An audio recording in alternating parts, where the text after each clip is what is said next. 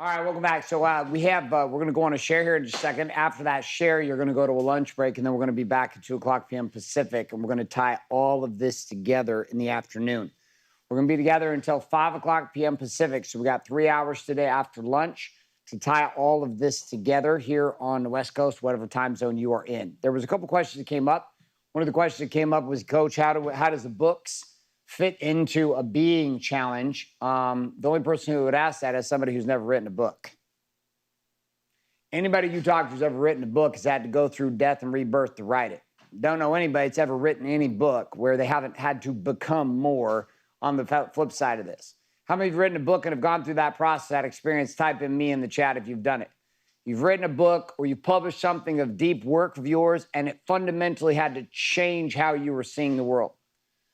So I'm not doing it with one, I'm doing it with 7, and I'm writing an 8th. To do all of that in 1 year is a fucking suicide mission. And it's also something I feel deeply called to because there's a bigger purpose behind it than business and money. If it was just about business and money, I wouldn't rewrite anything.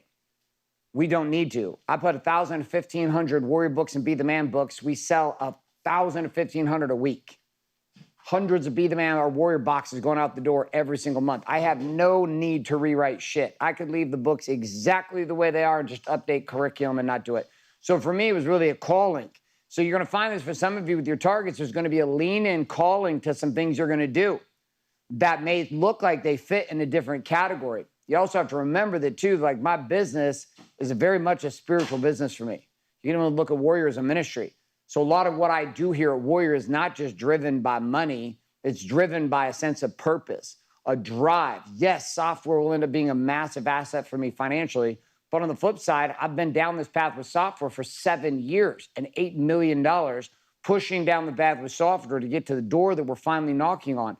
And this was more than just money. This was a desire, a deep desire at a soul level for individuals to rise. Software was part of my being project for 1 year, right? Ayahuasca was not what I did, by the way. It was not ayahuasca. It's called clairgenics. And you got to be at the specific level in life to be ready for this stuff. So this is not just your typical hang out at your neighbor's house and drink some tea that makes you see and shit yourself experience, right? This is something far beyond what we experienced there. So again, nothing wrong with it. Ayahuasca is great, can be an amazing medicine if you use it that way, and it can work fantastic, but works for a lot of people. So whatever it is, just know that it has to matter to you, and you've got to see the spiritual context around it for yourself. Does this make sense? If you're clear on what I'm talking about, type in clear so I know you're clear. Type in clear so I know that you're clear. This only has to be linked up to you. What we're looking for is expansion. Who do you have to become? Who do you have to become? Who do you have to become? The being quadrant of your relationship with God. And there's a lot of examples from it. I want you to get some of those examples. So here's what we're going to do. We're going to go on a 15-minute share. When you're done with your share, if it takes 10 to 15 minutes, you'll break and roll straight into lunch. So you're going to go for your share. We're going to do a breakout. Once you're done at 15 minutes, we're going to end the clock. It'll bring everyone back into the main room, and lunch will begin. We're going to be back here in an hour and roughly 7 minutes to wrap up our day and our entire experience and start tying all of these together with action plans and what needs to be done. If you're clear about what's going to happen and where we're going to go to a share, then we're going to go to lunch, and then we're going to come back. If you're clear about what's going to happen for the next 15 minutes, type in the word yes so I know that you're clear. Type in yes. Type in yes. Type in yes. Well done, well done. Do not bail right away. Give yourself a chance to share and then bail and go get yourself some lunch. So we're going to go on this share in 3, in 2, in 1. Off we go.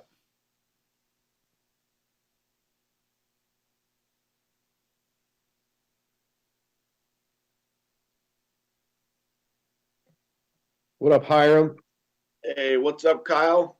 How you been, bro? Good, brother. How are you? How you doing? You look good. Thanks, man. You too.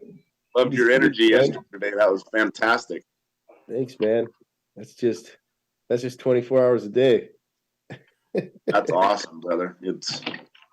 How's it going, guys? What up, boys? What's up? All right, let's hear it.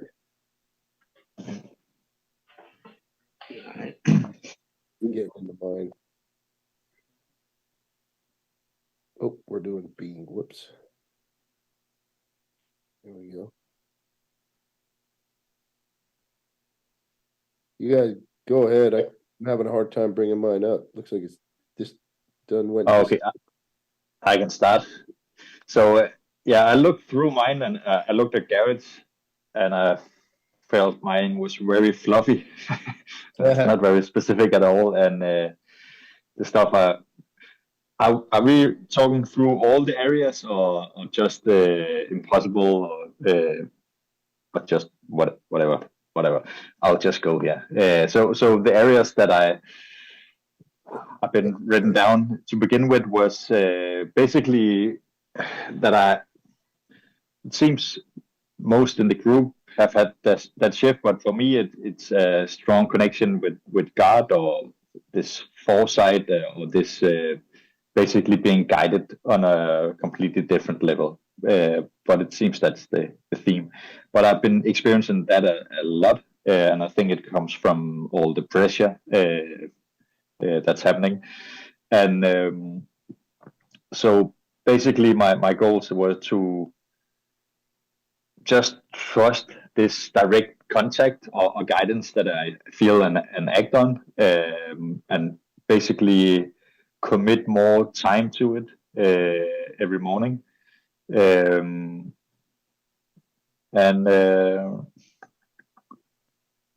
yeah, and then in the radical, I would spend 2 to 3 hours dedicated to this space. Every day I would commit to tools like cold ice bath, long runs. I did a half marathon, and that was the first time for me to run around 2 hours, and it gave a good. It was like every time I ran, I got a message or something. So I'll just commit way more to these tools. And but the thing that inspired me from Garrett's talk was really to actually write a book, and it's a book I started writing on 14 years ago, but I stopped it because I felt like I didn't have the experience, or I felt like who am I to talk about this stuff. So the first thing would be to write a 1 to 5 page version, updated, do one interview and one video training trailer. The next one would be to do a 30 page, and the next impossible would be to do a full 100 page with an intensive camp as well for this thing. Okay, that's it for me. What's your book called? Oh, I don't know. That's a good question. I'm sure you'll figure it out.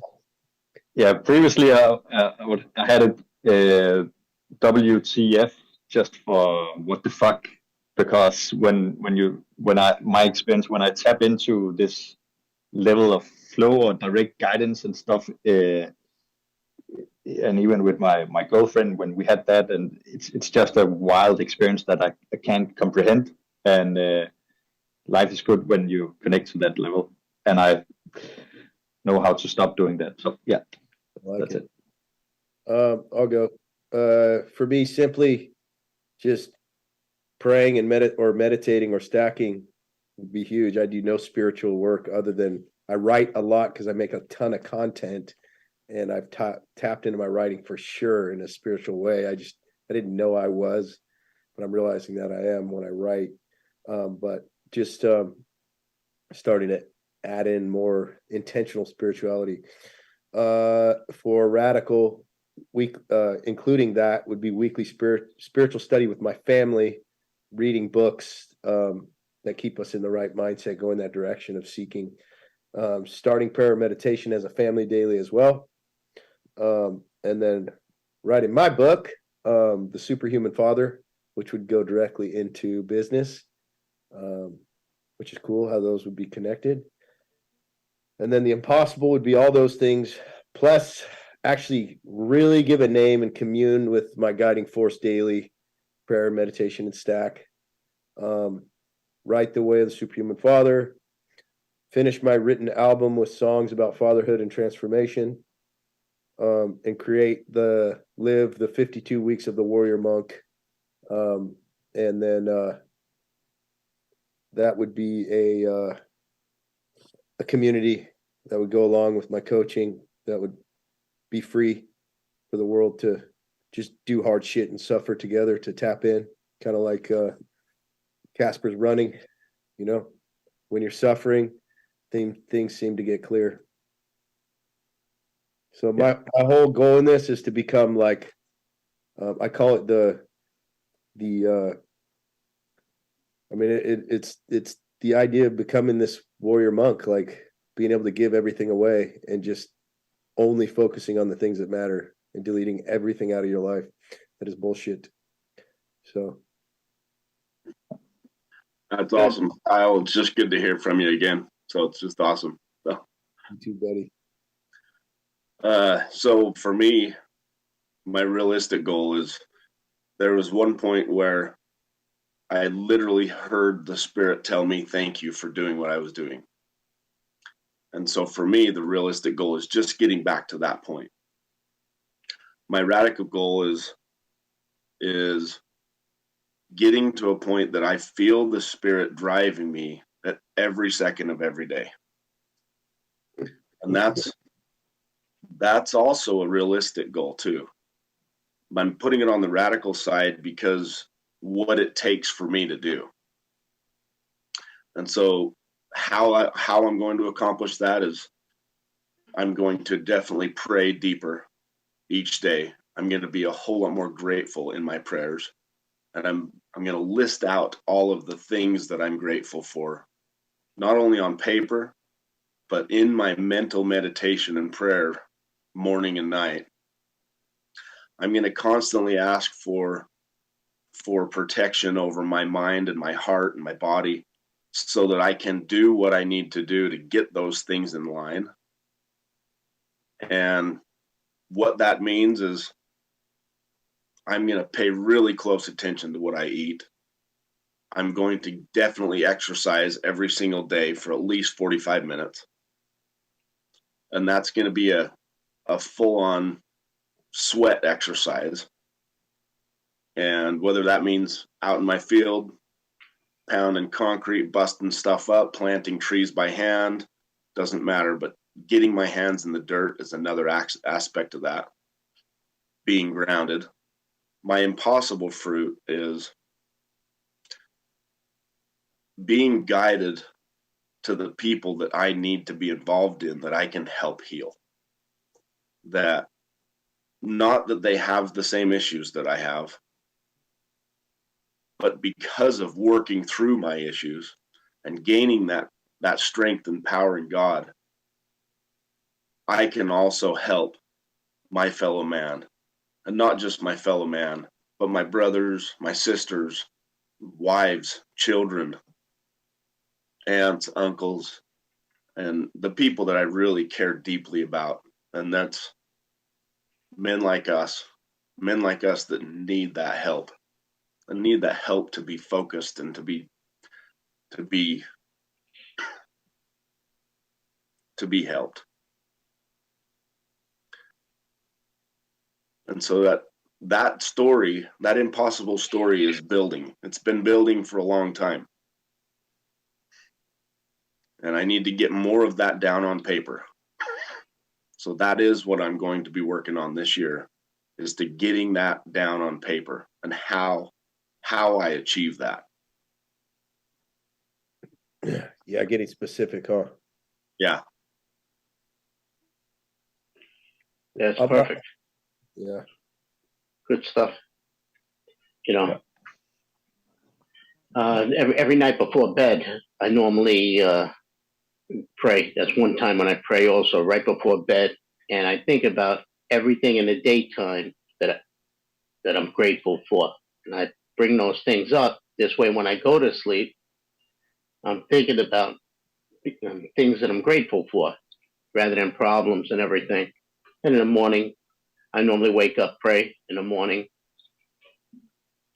And my typical day when I'm working, after I work out, I'll take the bus into Manhattan from New Jersey, and then I'll meditate on the way over.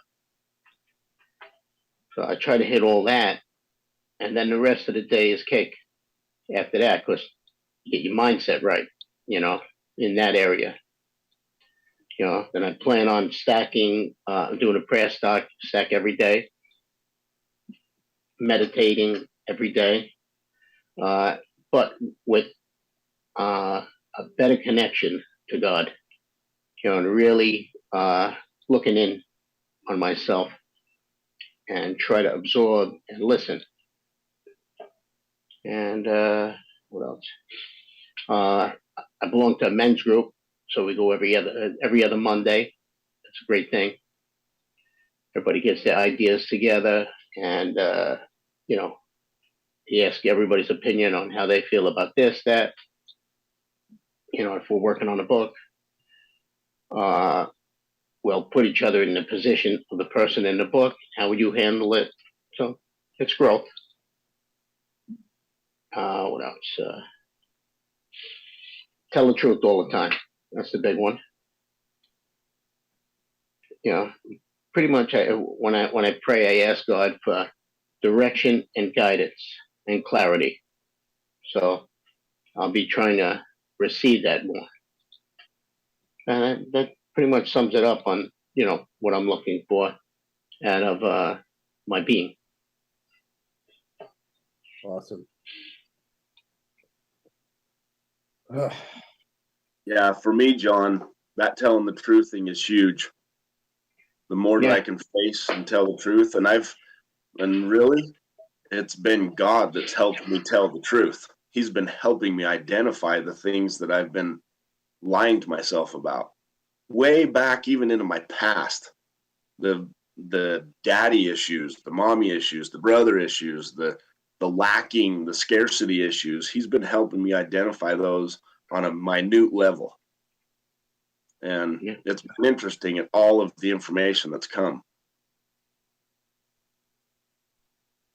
Yeah, one thing you make me think about, John, is like, are we the same person to the world as we are to our family, as we are to our business? You know, and it seems like spiritually, when those things start to align, like definitely for me, the last 3 years, as I'm getting closer and closer, tighter to being just the same person across the board, that like feel so much more tapped in. Whereas, like, I'm finding myself where like I would say something in a group of people I know, but I would never say it on social media, and I'm like, that's kind of fucked up. What? Because I'm scared what people think, and I'm unwilling to be my true self. So I'm either fucked up and I need to change, or I need to grow some balls and share what I'm saying with the world rather than just in this group. And that's scary as fuck. I've been starting to do that, and I'm getting heat. And it makes you question who you are, which is good. You know? But what's good about that, it kind of weeds out the bad ones. True. Your people. Right. Yeah. Right. So you're going to lose.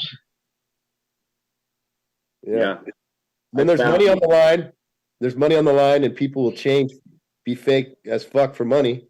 Yeah. And like, I'd rather be hip hop bust than be a fake fuck. Yeah. Yeah. So would I. I know that there's a lot of spiritual experiences that I've had that I don't hold secret. I just hold sacred. And sharing them at the right place and the right time is huge for me. Yeah. I have to be careful with that because I'll use it as a reason to not, because I do too. I have to be real careful with that. But awesome, guys. Nice talking with you guys. Have a good lunch. Good. Thank you. Take care. Hi, welcome back. Welcome back. You guys have been doing some killer work. We're like 2 days, 5 or 6 hours in. We've got a couple hours to go. And this is an important couple hours that we're going to dive into, because now you guys have gotten clear about the facts, right? We've now identified what's this vision for where I actually want to go. And now we look at, well, how am I going to actually pull this shit off? Right? But before we do that, we got to get kind of, not ground is the wrong word for it, but just I want to get a kind of pulse of where a couple of you guys are at. But also, I'm going to call on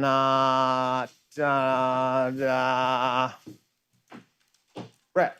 Man. Yes, sir. Where you at, man? After the last 2.5 days, man, what's What's coming up for you? The last couple of days, this whole process, it's been, so this entire year, if we look at the theme of reflecting on 2022, this year has been a fucking big pit for me. I've been going through a death and a rebirth every month throughout the year, basically. But what I'm feeling in this space right now is, after going through the fact maps, it was like the final push to get me into my pain of allowing myself to feel the weight of what this year has been so I can let it go and bring life into 2023. So to feel the weight. Yeah, because it's been so painful that I've been numbing it for a very long time. Because it's just been like in the pit, scarcity, grinding my face off and not coming up for air to see. And it's hard when you're going through hard shit. You don't want to face it. Yeah, correct. It's too difficult. Because then I actually have to acknowledge that it's happening. Like, and I think that becomes the biggest challenge that we all experience is we won't actually face the problems in our life. And when we won't face the problems, we can't do anything about it. Like you sit there, like when you're inside a pit, what do you see? Cloud. You just see the fucking pit. Like, you look this way, there's the pit, there's the pit, there's the pit. Like everywhere you're at, there's just a pit all around you. Like anyone could be standing above your pit, looking at you and be like, hey, bro, all you got to do is like, just go over there and do this thing. It's going to help. Promise. And you're like, what the fuck are you talking about? That's a pit wall. That's all I'm seeing that you say, right? But you have to actually be able to like admit that that's where you're at. Yeah. So what's it been like for you admitting it, looking at it, like kind of seeing that?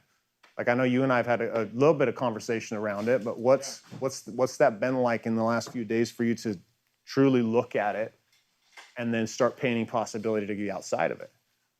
Just a place of letting go. And I think we all saw that yesterday morning, right? It's like that was a culmination of what I'm feeling internally and just allowing myself to release it and show that in front of other people. And also just be willing to do the work and show up and be willing while I'm completing these fucking fact maps just to fucking cry and let it out and get space away from the intense environment that I've been in so I can just focus on me and really release it so I can get optimistic and get positive and start looking at what is the type of person I want to become and embody for 2023 to pull off these impossible targets and this impossible game. The man you were in 2022 is flat out not capable. Yeah, zero. Not at all. Not even in the same league. Yeah. As like a little leaguer showing up to a major league game. Uh-huh.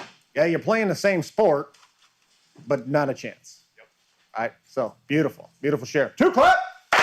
Boom. All right, so I'm gonna do this like diplomatic stuff for you guys on virtual, and Cameron, hopefully there's a way we can do this and it'll work. I hope it'll work. We'll see. I don't know. It's either you or Rami. Whichever one of you is like the ninja in this, if you feel compelled to share, hit the little raise your hand button, and I'm going to have pick on the first 3. So the first 3 of you guys actually feel compelled to share because some of you would be called to share and we may not see you or get you called out. So I want to make sure if you've got something on your heart that you're kind of seeing for yourself for the last while. So looks like this is actually working. Like it's actually working. So, all right, Rob, what do you got, man? Where are you at after the 2.5 days of this kind of intense journey we've all been on? Yeah, so it's been an interesting ride for sure. So I've walked through the original fact map process since like what was it, King's Kit 2 or something like that. So I feel like I've done it a bunch, and I'm absolutely head over heels enamored and in love with this idea of the freedom mapping. It's a whole different sense of purpose behind the targets that I'm setting. In the body game, there's no more vanity metrics in there. They're metrics of longevity. The being game and truly looking for that connection to God. My dad passed away just shy of 3 weeks ago. And there was a solid 8-9 years where I didn't say a word to him. We just had an ugly relationship growing up and everything. And we went up to visit some family over a Mother's Day weekend. And it was the first time I'd actually physically seen him in a very long time. and seeing that old, frail, broken shadow of this guy he was when I was a kid, it was like at that point I could feel something. I didn't know what it was at that time, but I knew something was telling me, like, take this old man out to lunch, tell him you love him, tell him you don't even think about the shit anymore. And that's what we did. And so that was Mother's Day weekend. And him having passed shortly ago, like, I felt very free in that. And I can say today, for the first time ever, really, is that I know God played a hand in that. And so my renewed trust in not just the voice, but in God and how he's guiding me to operate has been lit up like crazy just through this process. So yeah, it's been a powerful experience for me. What's that opened up for you? Like, obviously a huge lesson extracted from the experience with your dad. Yeah. And then being here and seeing kind of the free flow style of the fact map game. You've been doing it for a while, so you kind of you got some reps in. Yeah. But like, knowing that whole experience, man, what are you seeing for you now? For me, more purpose in everything I do, more drive towards a purpose. Like in my business, there's purpose behind it. I'm not just helping people buy and sell homes. I'm not out there just trying to procure rental real estate. There's purpose behind it. They're serving people at a higher level by leading them at a higher level. So, and it's opened up this idea that I gotta stop fucking around and get my brokerage, my independent brokerage open and stop letting others carry the torch of leadership for me, hanging out inside someone else's brokerage and stuff like that. It's time for me to do the things that I'm called to do as a leader in my business community, in my home community, inside my home, those kinds of things. Yeah. And that guy, you got to hunt him down with a ruthless commitment. Yeah, ruthless big commitment. time. No negotiating, no compromise. You can't tolerate shit. No, right? Because you look at that version of you that tolerated, whether it was your fault, not your fault, your dad's fault, not your dad's fault, that man who would allow 9 years to go by without having a conversation, right? That man cannot fucking exist. No, and that's probably the biggest thing is that time isn't my buddy. Time's not my friend. Time is there to steal from me in every possible way unless I decide what I'm going to do with that time. And say that again. Say that again. Say that again. That was powerful. Yeah. So time is not my friend. It is the purpose of time is to steal from me in every way it can, unless I make the determination of what I'm doing with the time I'm given. Period. Wow. One more time for the cheap seats. If you're not writing this down, as he says it again, as Rob says it again, write this shit down. Because what he's saying right there comes up at 5 a.m. in the morning when the motherfucking alarm goes off and you want to hit the snooze button and you don't hit it. Yes. Or you do hit it. Right? Yep. Anything you're doing. So say it one more time. Write this shit down, everybody. Time is 100% not my friend. It's not my buddy. It's not there to help me. The purpose time carries is to steal from me unless I'm willing to determine and commit and control what it is I'm doing with the time that I'm given.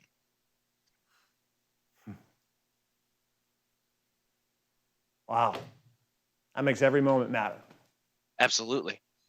There's lesson and love and learning in every single second that goes by. Beautiful. Thank you for that share. Like that literally that impacted me. I know it impacted. I could literally physically see it in the men and women here in this room, and you guys online. If that hit home for you, say that's me. Inside the chat, say that's me. If you heard that and you're like, oh shit, that changes the perspective on some, like putting things off, procrastination, all the words that we know, but that frame around it. Rob, thank you for sharing, bro. Like the value you just created for that. And now you get to go to war. Absolutely. Now you get to take that, And- golden nugget you just dropped for everybody else and go.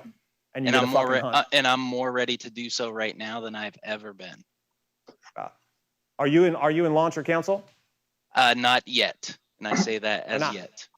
not? Honestly, missed WarriorCon. Hadn't even seen anything about it. Definitely working through the WarriorCon material and have full intentions to be in one or the other. Just gotta figure out which one and which makes the most sense. Okay. So send me an email. Let's connect. Yeah. Yeah. Okay? So just send me an email. My email's really easy. Trevor@wakeupwarrior.com. So send me Got an it. email. We'll get a conversation started, at least so you have it clear on what that path could possibly look like for you. Because I know the man you're trying to hunt down, especially dealing with some of the old stories. We didn't dive into them, but I'm almost confident I know very clear what they are. Like to fucking Old truly ones and kill new that ones. man. There's a lot of new ones that got brought up with my dad passing.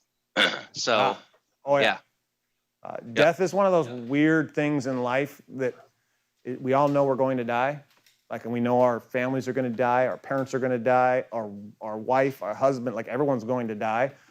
But it creates this moment, like this pocket of clarity, which just doesn't surprise me that you've had this new revelation on your time, energy, and effort. Yeah. So what I don't want to have happen for you is you find yourself, oh, I got this great momentum and this idea and this concept, and here we go. And then 3 months in, you fucking flounder and you never end up finding and hunting down that man.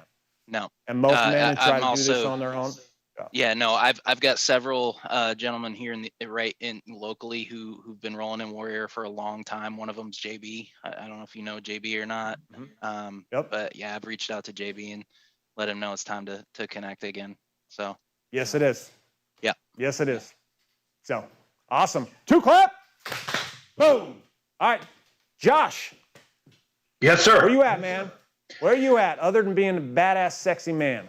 I tell you what, man. I did my first FacMap Mastermind on May 25th of this year, and I've had a lot of peak moments. I've had a lot of pit moments. I'll tell you the biggest thing that I am taking away from this experience over last one is when it came to business. I don't know if it was just presented it differently, or if I just wasn't paying the fuck attention, which was probably the case.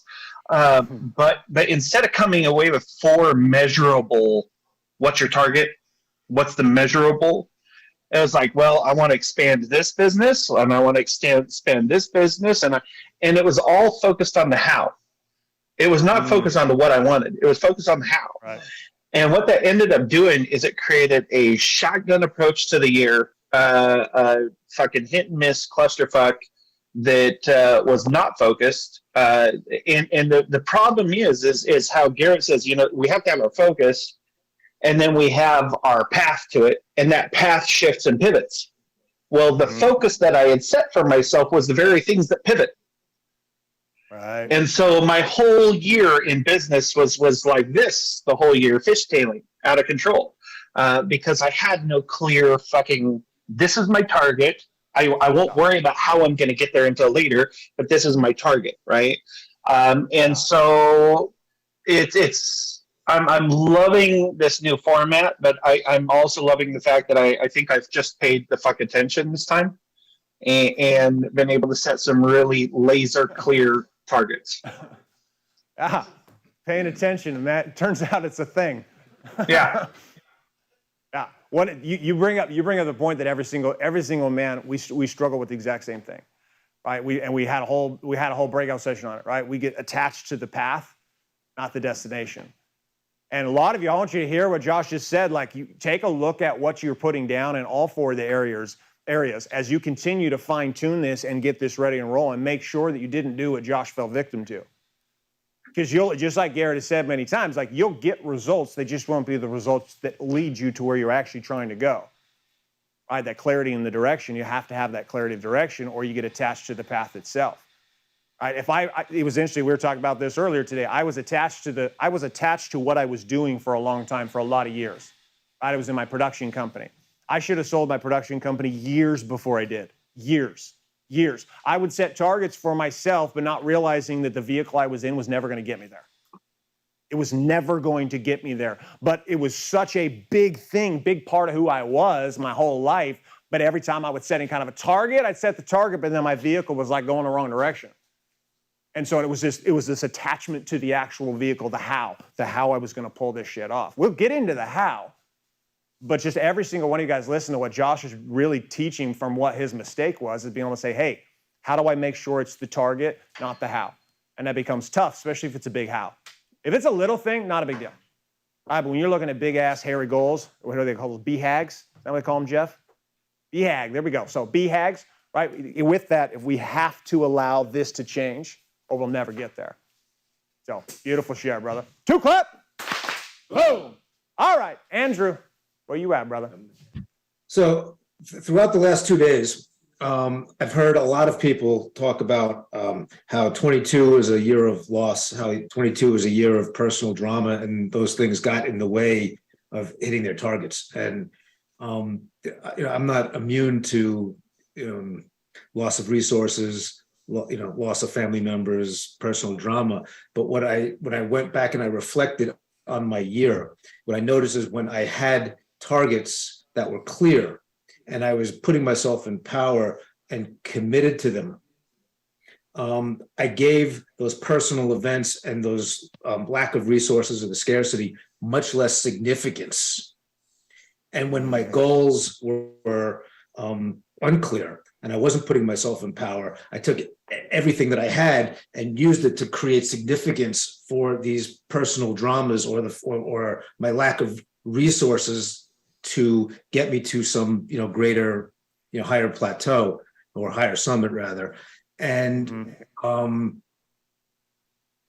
I allowed myself to lose power, and continue to pour significance into these things that were preventing me from getting power, my capacity spiraled downwards. And when I was laser focused and putting myself in power every day, I didn't ignore the things that were emotionally upsetting, and I didn't ignore the fact that I had no resources, but I didn't let them get in my way of figuring out a way to find the pathway to get to my target. Raise your hand if you've ever been in a place where you've put a little bit more significance into something that was really irrelevant and wasn't a big deal. Inside the chat, if you have ever put significance in something that was total waste of time that really wasn't a big deal, but you made it a big deal, say, yep. Just like a fucking cowboy, say, yep. I want you to all think that in your minds as you're typing it in. All right, this is huge. This is huge because in that space of putting significance on the wrong thing, our energy gets sucked and drawn into that space. But say it again, Andrew. How did you see yourself overcoming this? You already said it, but I just want you to say it again. It was clear. The way that I saw it is, when I had targets that were clear and identifiable, and I was putting myself in power every morning when I woke up to hit those targets, and the targets was what I was committed to, while those other things in my life were going on, the significance of them shrank because I was putting all of the significance on my targets. Wow. All this, that's it right there. Like, it's so funny. So Garrett's been telling me forever, you need to move to Orange County. You need to move to Orange County. And I'm putting so much significance on that choice. I'm just looking at all the things. And he's been telling me this since, what would you say, probably my whole life. But even before he lived here, I think he was probably telling me to go there. But at least since April of this year, it's like this big thing. And I've noticed, and I've seen that in my own fact map experience, realizing that thing, I've put so much significance in that choice to make the move. And I've made like half moves and half ideas in this convoluted version, but I've realized it has robbed me. It has completely robbed me of my power on the actual target.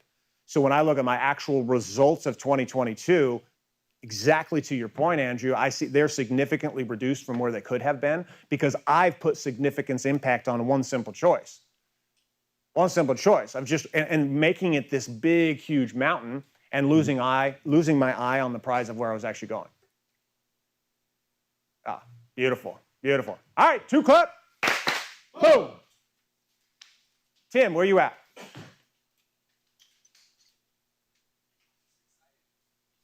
don't think I've had this much clarity before coming out of a fact map experience. I don't know. It seemed like this way of doing the fact maps really helped me get clear. And I think I was exposing a little bit because I think in the past I haven't gotten as honest as I did this time. So it makes it very hard to makes it very hard when you're starting off from a place of lies, even if you call them little lies. And you end up building a map of fantasy. Yeah, you're building it off of the wrong starting point. But you have to be willing to do what Rhett was describing. You got to face it and be honest about it. Yeah. And if we can't be honest about it, you're fucked. It's like everything that I've done inside of business, I've had to continue to strip my ego back to just be honest. Not even just business, every area of my core 4. But if I can't be honest, I look at 10 years of my life and I'm like, holy shit, I've had about 6 months worth of growth. Good for me. 10 years to grow 6 months. Why? Because I couldn't be honest. I literally would not admit it. It's so funny. Many times, like you guys have experienced it. You guys watch Garrett and his fucking throat punches and the fire that he brings to you. Like that power, he'd bring it to me all the time. And my ego was so invested, I wouldn't even be honest with where I was actually at to even move forward. Right? But in that space, you will find is your ability to let go of these attachments you have with the way it's supposed to be and the way it's actually supposed to go. You'll actually be able to focus all your energy, pressure, and like everything towards the target. So when you get throat punched by somebody and they're kicking a dick and saying, hey, here you need to go, whether it's inside warrior, whoever it may be, like you can actually hear it and then say, okay, shit, I gotta move. I gotta go. So as we dive into the rest of today, like, and you guys move into this, now we're actually coming into, okay, what are we gonna do? We got this big vision, and hopefully you put yourself in a place where you feel like you are that vision, you're just not really sure how to pull it off. Because as we dive in, now we're saying, what are we doing from here until January? Like, what are we actually gonna start doing? How are we gonna move this needle into this impossible game? Right, and that's the key, that's the element. But it comes in the space of truth, and now we're moving forward to that into the space of action. So it's exciting. Next 2.5, 3 hours, or however much longer we have on today to be actually move into that needle and drive that. I'm excited to actually get this down. And now here's where rubber meets the road. Rubber meets the road in a powerful way. So. You're not gonna 2-clap me, bro? You want me to 2-clap you? Oh, you're not gonna 2-clap me or what? 2-clap. Boom! Thanks, Sammy. Oh my God. I'm not sure what Garrett wanted me to 2-clap him for. Garrett walked in the room. We should 2-clap because Garrett walked in the room. Here. 2-clap that shit when I show up. Okay, so we're gonna look at something before we we're gonna look at something before we go into how, and I'm gonna give you how with the time constraints we have. We're going to talk a little bit about the how. I'm going to give you some specific assignments, and then we're going to show you how we're going to do a review on that to make sure everybody's lined up. But in order to go there, we're going to have a different conversation first. So we're just on the phone with one of my guys who I work with one-on-one. I've been doing that during lunch every day this week. And we were talking through his targets here at lunch and seeing the correlations between all of them. And here is where he was getting stuck and where I watch everyone get stuck. Remember again, the impossible game is not one domain only. The impossible game is a conversation of being crazy enough in your mind to say, I'm going to go get all 4. If all I had to do was write books, that's all I was going to do. Just write books for 2023, which would be kind of exciting. That'd be really exciting to do that. I don't know what that would look like. 2024, I'm going to go to Pepperdine. I already accepted. They're like, why do you want to go to Pepperdine? I was like, because I want to be a doctor. I want to be able to walk in a room and not only have people 2-clap me, say, Dr. Garrett J. fucking White. That's what I want. They're like, really? And I was like, the fucking part I didn't tell them. I was like, yeah, I just want to be called doctor. I mean, my wife can call me doctor all the time, and I'm like, Dr. White? Yes, ma'am. You need a checkup? Got you. And I want it also official. That's 2024, so having the space there would be one thing, right? I'm going that direction. But to get there, I have to go do a bunch of shit in 2023. And legitimately, I am. By the time I'm 50, my goal is to have my PhD, and I already have a path to be able to pull that off. Why? For one simple reason, because I want to enter the psychology world and the therapy world as somebody who knows their world and bring the stack and the warrior tools into therapy and then just start fucking fights inside the therapy world, because they influence what goes on in secondary education. They influence what goes on in our science. They influence in what we say. They back it up with psychologists. Jordan Peterson is like, I love that guy. Yeah. I'm like, I'm gonna be Jordan Peterson, my style. So that's way down there, right? I got some shit to do first. So if I just think about just doing that, if it was just going to Pepperdine, that'd be one thing. I don't have space to do that in 2023. I thought I did. I did not. It's not going to happen. So 2024, though, I'm already accepting where to go. So it's like, all right, well, to pull off this game of impossibility, which is me getting my doctorate by the time I'm 50, I got to back this thing up and see some things I got to do first. And that's my games that I'm playing going into 2023. And these games that I'm playing have a connection, but they have to have a connection inside of my mind. So I have my body domain. I have my being domain.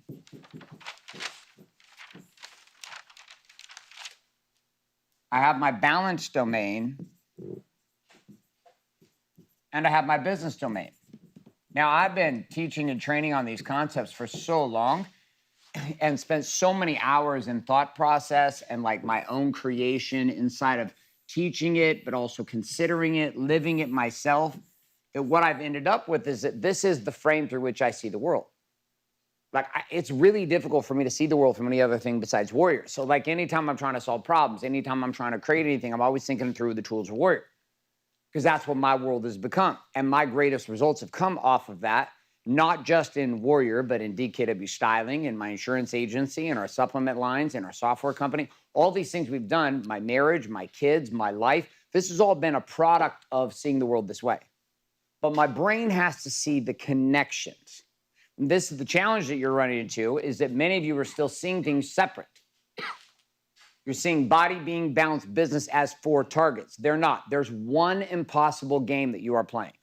One. You're not playing 4 games. You're playing one game. When you wake up to live the warrior's way every day, we're not living the core, the stack, the door. These are not separate things.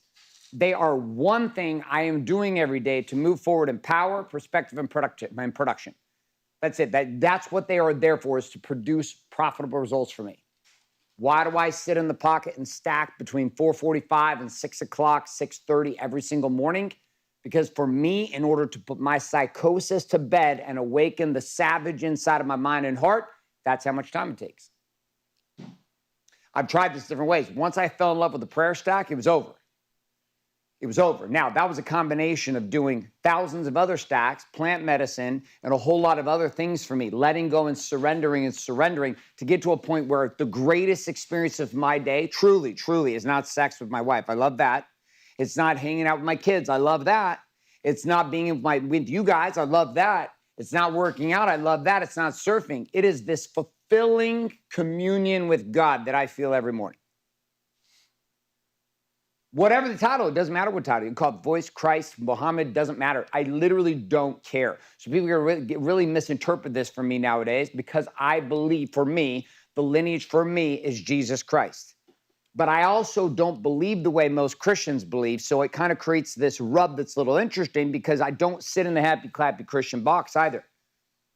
I play in a different lane that's only about me and my relationship with God. That's it. And that piece for me is what's helping me see that my life is not a compartmentalized experience. My life is a collection of a series of experiences that are one harmonious thing moving forward or moving back, moving to the left, to the right. So you've created these targets, and these targets have, these ideas all have connections. And there is a rhythm that we've got to find between how they operate. How do these, in your mind, how are they relevant? So let me give you an example. So my driveway is interesting. Driveway goes, it's got lots of fucking angles to it. It drives me nuts. Actually, didn't drive me nuts at all until I got my Aventador again. So there's like a little sink that happened in the driveway, and then there's like this ridge, and you can lift the car by 3 or 4 inches to get over bumps. So I have to go down the road, turn around, come back up my driveway, and try to take it at this angle. Well, I used to be able to take it at this angle, and I wouldn't scratch. There was no rub, even with the skid plate on the bottom of the car. And I could just pull in the driveway, no problem. Sold that car 18 months ago, got a Rolls Royce Ghost, thought I was 73 years old, decided that was not a good strategy, got rid of that car, got the Aventador back. Different one. It's the same car, same driveway. Well, it's basically the same car. Same driveway, but right now I'm scraping. So I thought I was hitting the skid plate, only to find out with a picture from my brother what was happening. It was your quarter panel. Which is bullshit. Just so you know, my quarter panel is more than many of your cars. Just a fucking quarter panel replace this shit. It's expensive. I'm just kidding. That's an exaggeration. It's not more than most of your cars, but it is expensive. Oh, it probably is. All right, it probably is more. The last thing, people poured paint down the side of my vehicle, and it was like $35,000 fixed. It was just like stupid. So this quarter panel, though, was scraping on the driveway. So I had two decisions in it. Decision number one is to just be fucking pissed off and angry, or decision number two is to create a narrative that supports me in moving forward. So what was a narrative? Narrative is really simple. I'm sitting there, I'm looking at the paint from the quarter panel sitting on my driveway, and of course I got a text from my brother, I got a text from my daughter, I got a text from my brother-in-law, I got a text from my father-in-law saying, do you realize this? I'm like, okay, everybody, I fucking know I fucked my car up. Nobody needs to remind me anymore. I've already fucked it up. I'm very clear about this. So then I'm sitting there irritated as everyone's reminding me as they all come aware of it. I should just sweep up the paint so nobody sees it. I'm having to park on the street. I'm like at choice with how my mind interprets as what happens. So I sat there and I was staring at it last night and I was like kind of irritated. I'm parking the car on the street and I'm like, and this feeling comes into me, which is like, hey, no matter what you do in life, there's going to be damage. No matter how I try to raise my kids, they're going to be offended. No matter how I try to show up as a parent or as a father or a husband, there's going to be issues. My car got scratched on the quarter panel. I don't like it. It makes me upset, makes me irritated. I can't believe I did it. My last one I got, I literally curbed it going into a hotel in Beverly Hills and like wanted to puke on myself. I couldn't believe I did it again in the first week that I had the vehicle. But there's lessons in this for me if I choose to see them, if I choose to extract them, or I just choose to make that shit up. What's the difference? There's none. You make shit up all day long, every day. You're happy, why? Because you make shit up that makes you happy. You're sad, why? Because you make shit up that makes you sad. Your body looks the way it is because you told yourself some stories.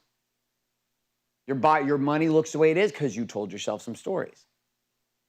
Nothing around your life is happening under any particular meaning outside of the meaning that you give it every single day. So just like my car, trying to choose and create a better meaning for myself than just like, what the fuck? I come back to it, I'm like, okay, if this is the case, I get to create the connection, which means you have to be able to see how your body outcomes relate to your being outcomes. How are they interconnected? Inside a body, I have project, all natural weapon. In being, I have project, legacy, library. In balance, I have project, law of 52 at 5 p.m. In business, I have project,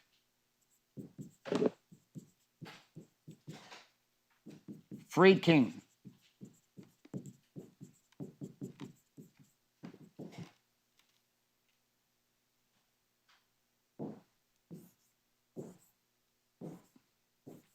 My job is to show the correlation between these.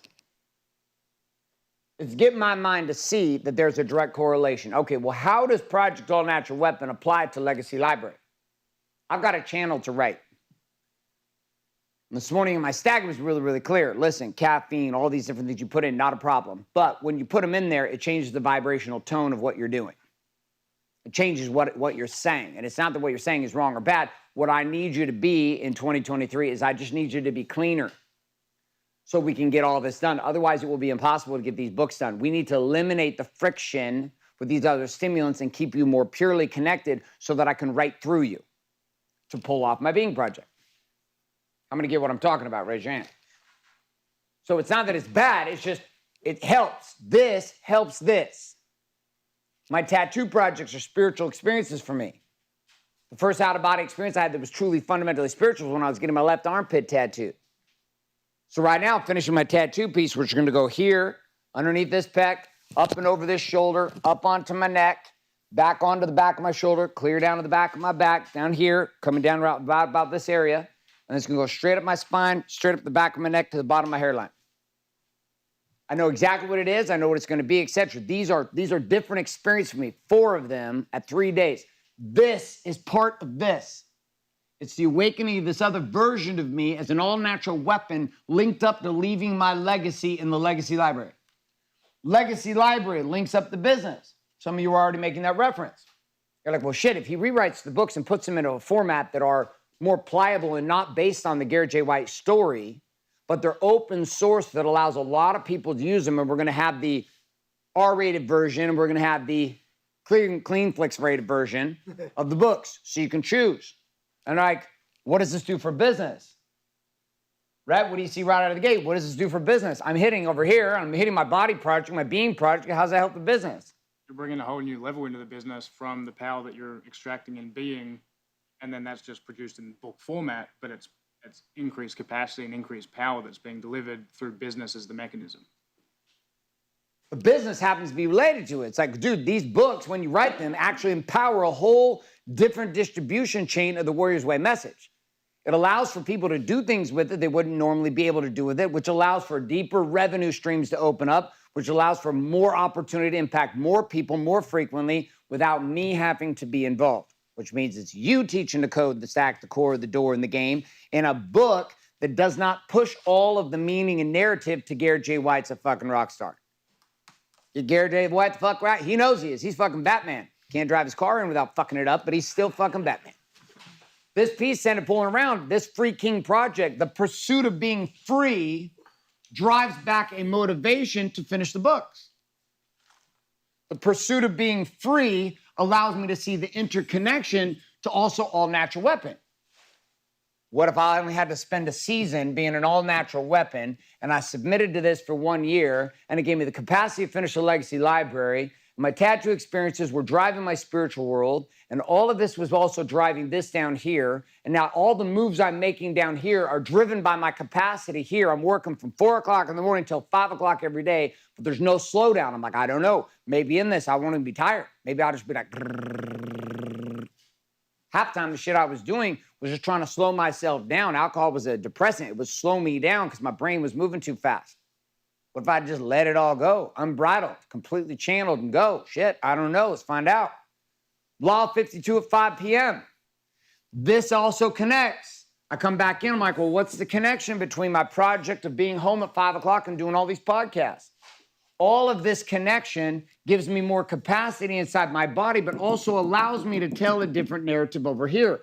This fulfillment over here drives revenue and traffic to the business. These are lead tools. These are lead dev tools. Men are going to hear podcasts of me and Parker going off, and it's going to be the hook they need to come into Warrior. On the flip side, I can talk about the things that are going on for me and Body inside of the podcast. The balance game itself is jumping across here because it's also giving me capacity, content, narratives, and ideas of things I can speak about inside of the books.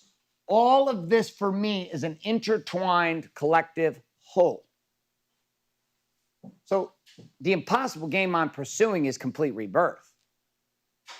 I know this, the guy that's living that way as all-natural warrior, as a weapon physically, the guy that's gone down the path of tattooing, which is deeply spiritual for me too, the guy that's rewritten all of those books, the guy that has done that many podcasts with his children and his wife, has gotten home at 5 o'clock p.m. every single night, that guy that has done everything he possibly needed to hit all his targets inside of business and built the system to do that also, while simultaneously doing all of this. This guy that you'll see standing here 12 months from now, this is not the same fucking human being. This guy's a whole nother level. Whole nother level. And the crazy part is, this guy standing here, compared to the guy I was 12 months ago, he's a whole nother level too.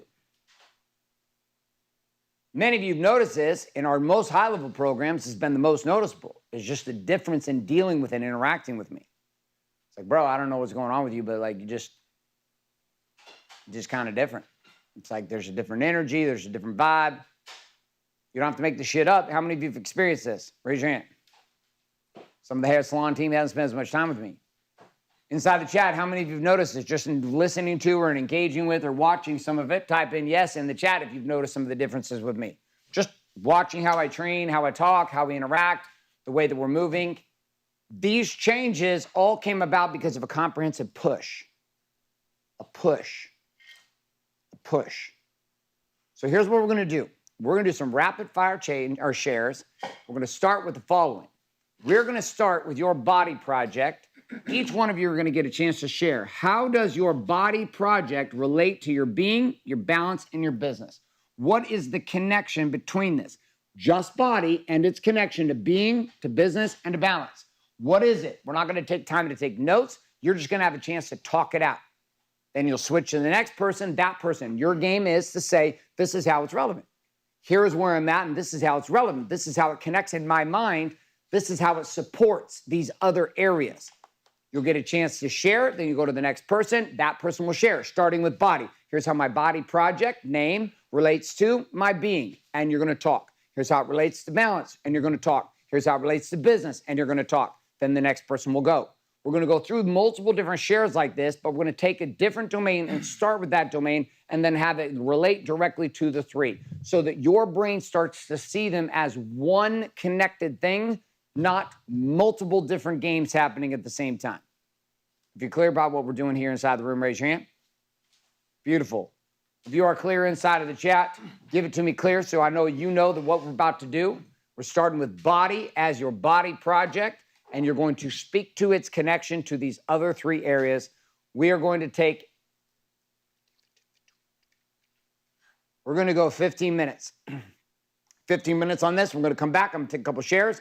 We're going to rapid fire into the next category, and we're going to do this over and over until we got all four done. So we've got 15 minutes on this one. My group inside, you guys are out to the tables. Inside virtual, we're going to 15-minute breakouts. We're going to do this in 3, in 2, in 1.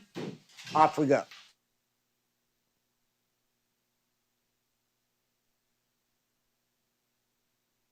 There we go. Hi, everybody. Hey. All right, we ready? We got 15 minutes. Go for it. Okay.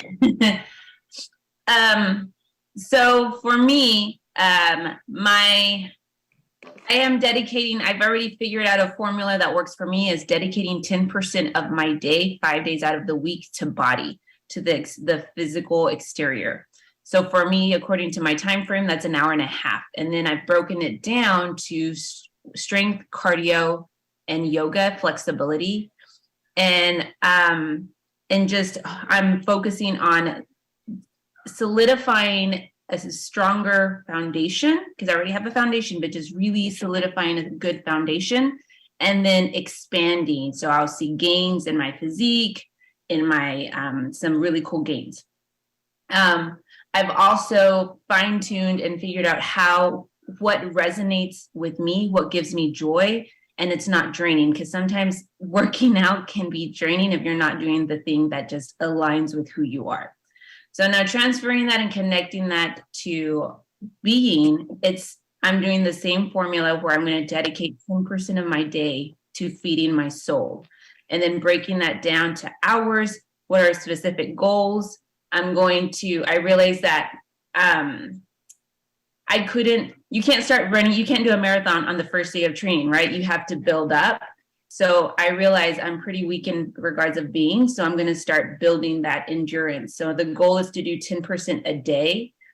So I'm going to start off with probably 3%, and then by half year, I want to be at 5. And then from there, I'm going to really advance so that way I can end the year strong at a 10% for 6 months. And then I'm going to take that same formula and then apply that to business. That's it in a nutshell.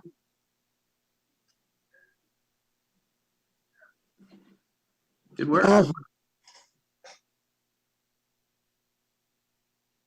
I'm gonna run in the track. Huh? Yeah, okay. Go for it. I don't have a plan. I don't have a plan. Well, if you want, while you type that down, we can move on to someone else and then we'll come back and we can read yours. Will that work? Or did you want to take time to listen? That's okay. I don't want to take that away from you. Okay. All right. Dave, you wanna go? I just joined. Yeah, sure. So how does body relate to the other fields? For me doing the body, I've just noticed a difference in all four different categories. Like if I exercise first thing in the morning, my entire outlook is just so much better. And part of it is because, and this is what I'm learning from Warrior is my story is that I dislike working out. And so I've got to change the narrative around that. Like I associate with working out with pain, which it is. And I get that it has to occur. But yeah, I mean, number one, I need to change the story. How does that affect being? So my routine is, first thing is work out, because that's the hardest for me of the three categories is just getting that knocked out. And then usually I'll move into like meditation. If I've met with my trainer, it's generally because I'm completely passed out after 30 minutes of this 20-year-old kicking me around the gym. So there's a lot of prayer at the end of that, like, dear Lord, keep me from throwing up. And okay, so balance. I think balance, if I'm setting a good example for my kids, if I'm in shape, I can't say don't have that cookie and then have 3 cookies, so, and then just I'm just setting the example for them. And then business I enjoy. So that one's not a hard one. So generally I get to that one after the body's done. But the simple fact is, if you don't have your health, like I've got a pain in my side right now, and I was talking to Dr. Boyd about it, and he said something with me that didn't resonate at the time, but he's like, you not knowing what that is stealing. He had a word for it. It's like peace of mind. Really, I guess it's kind of peace of mind, not knowing what that is. Is it, am I going to die from it, or is it indigestion? I mean, there's a wide variance. So I'm getting that checked out. So yeah, that's how it affects my 4 quadrants. By the way, my name is David too. It's not Katie. That's my daughter's iPad. So there's a few of us. So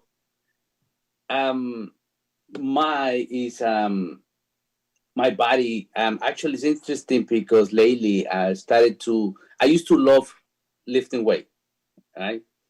But for some reason lately I started to enjoy walking. Not running, not even running, but walking more than running. I'm starting not to listen to a music, or sometimes I just listen to very low, like a meditation music or something. And it relaxes me. So how do we connect to my body? I feel some connection with God when I'm walking and I listen to those kind of music.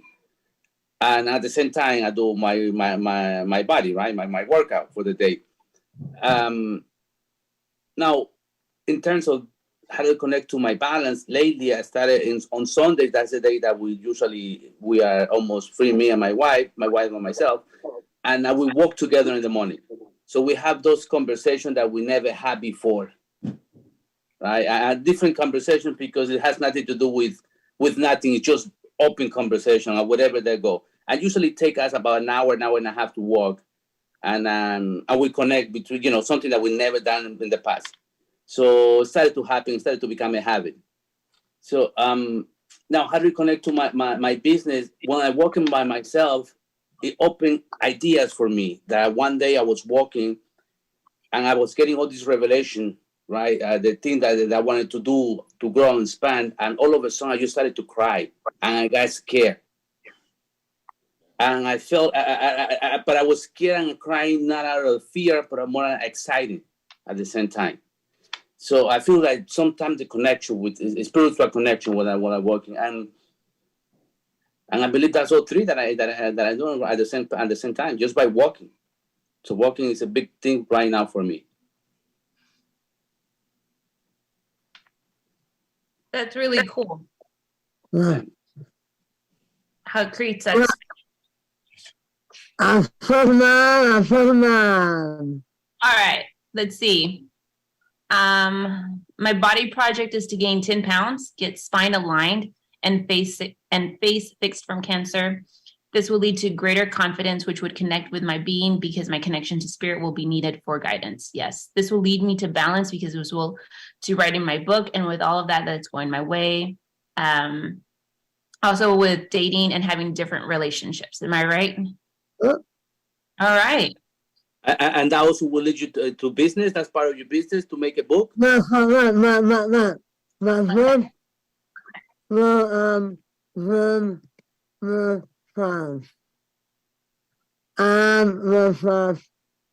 I can totally see that.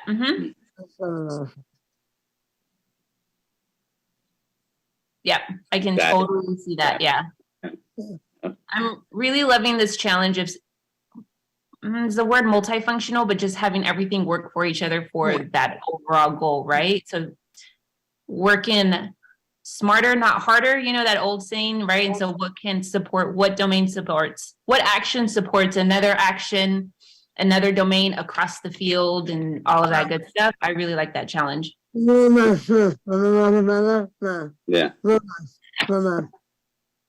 Is Travis or Studio Record there? You guys there? I don't think so.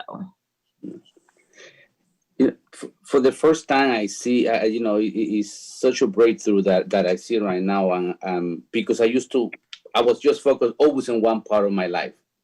Now that I didn't see that before, but now he's forcing me to see connected. Right? Forced me to do that is a connection. So it's the same thing with the tools that I'm using right now. I see that, oh shit, I have to do a stack. Oh, I have to work out. Like I have to check a box.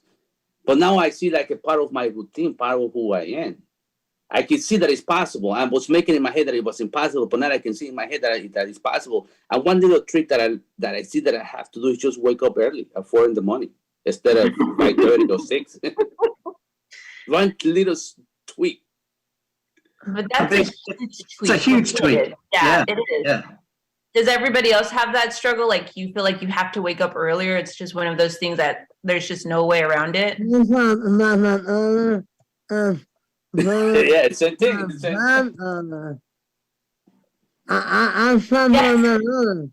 Absolutely right. Both.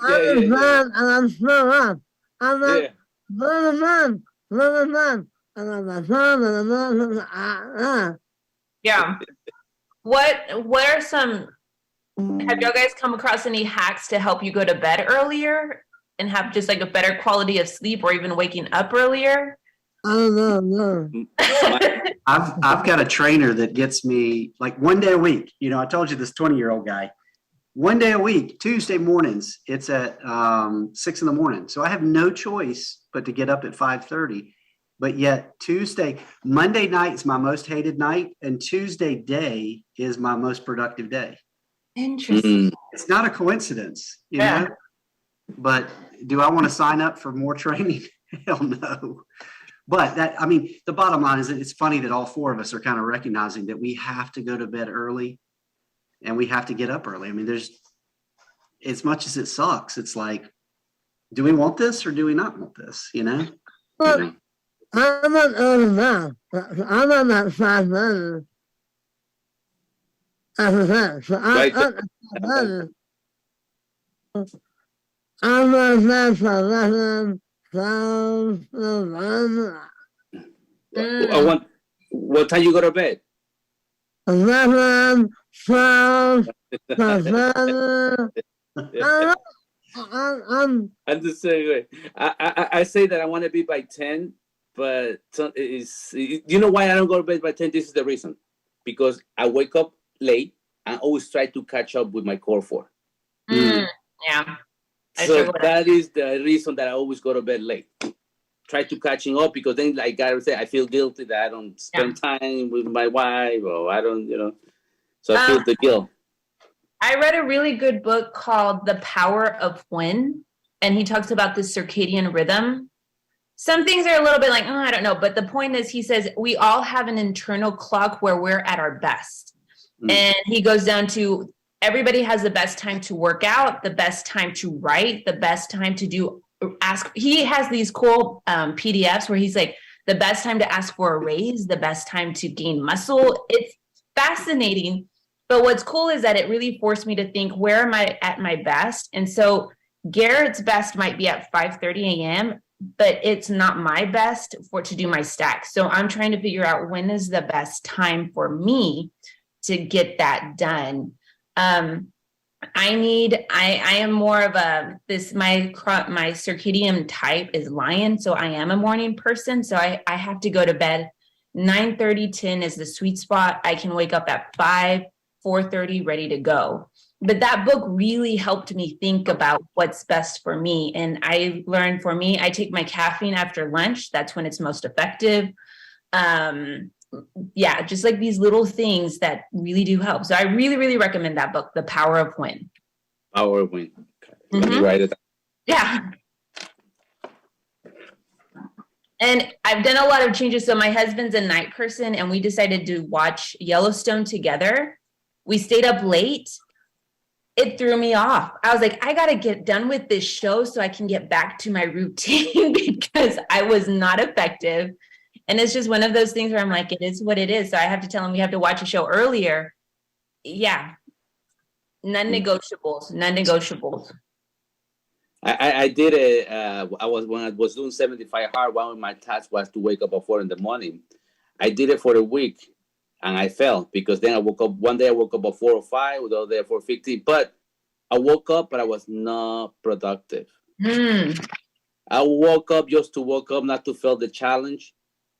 But I ended up feeling the challenge, but I was not productive. I would sit down, try to do a stack, or try to just waste time scrolling. Yeah, no, yeah. So you need to figure out when's you're productive, what's your time frame, what's your clock. And so, yeah, like I said, that book was really useful. Like for people who are night people, he's like 11 o'clock is that sweet spot, or even 8 a.m., like start at 8 a.m. It's a really good. Yeah. It's nice shares, guy. Louis, yeah, very good David, shares. Judy. Likewise. Best of luck, everybody. Yeah. Thank you, guys. It's March 2023. Yeah. I'm excited.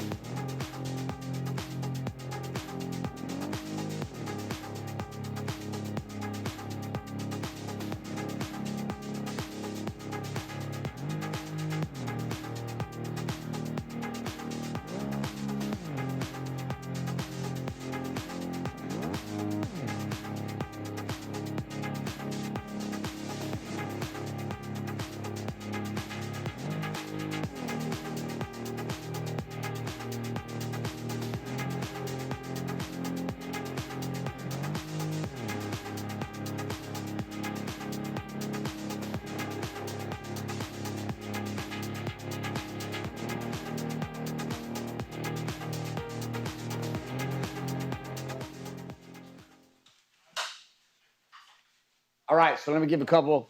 Let's bring in Jeremy Kelch.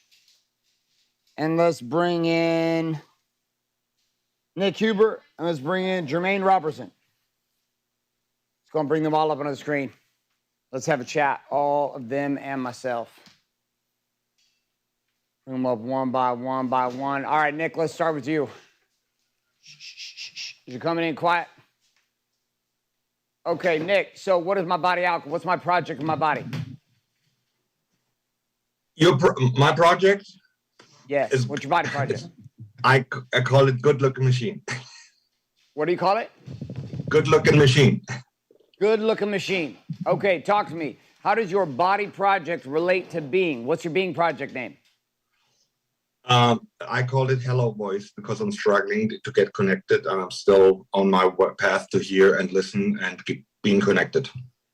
Okay, so how does your body project relate to your being project? Go. Well, if I get on my path to be more healthy, more strong, fit, I will be certainly more certain, clear, open, and being able to concentrate and create space for me to find and listen to source, voice, God, you name it. I will find out for me, and it makes sense. Perfect. So we see the connection. My physical fitness, my wellness in my body relates to my ability to hear the voice and being. Okay, Jermaine, give it to me. Body project. Keep Nick up here. I'm not done yet. So what's your body project name? The Perfect Man. Perfect Man. And what's your being? My guide. My guide. Okay, relate those. How do those two connect for you? Well, I came from 295, 300 pounds. I'm down to 100 and I average between 189 to 194. Around 14% body. Boom. Thank you. Around 14% body fat. Fucks up in the chat. Let's roll. Don't leave Jermaine out. He's excited. Okay, there we go. All right, keep going. Very consistent at the gym. I don't miss out. I don't miss at all. Where the two correlate between my body and my being is I understand that my body is my temple. It's going to get me to where I need to go. It's going to give me the strength that I need to have to conquer the wars that are going to come my way. I know that also these wars are not between flesh and blood, but they are spiritual principalities that are happening around me. And so without a strong body and a strong temple, I can't very well withstand the wars that are going to be going on around me. My body is my temple. My body is my shelter. My body is my strength. It's everything I need.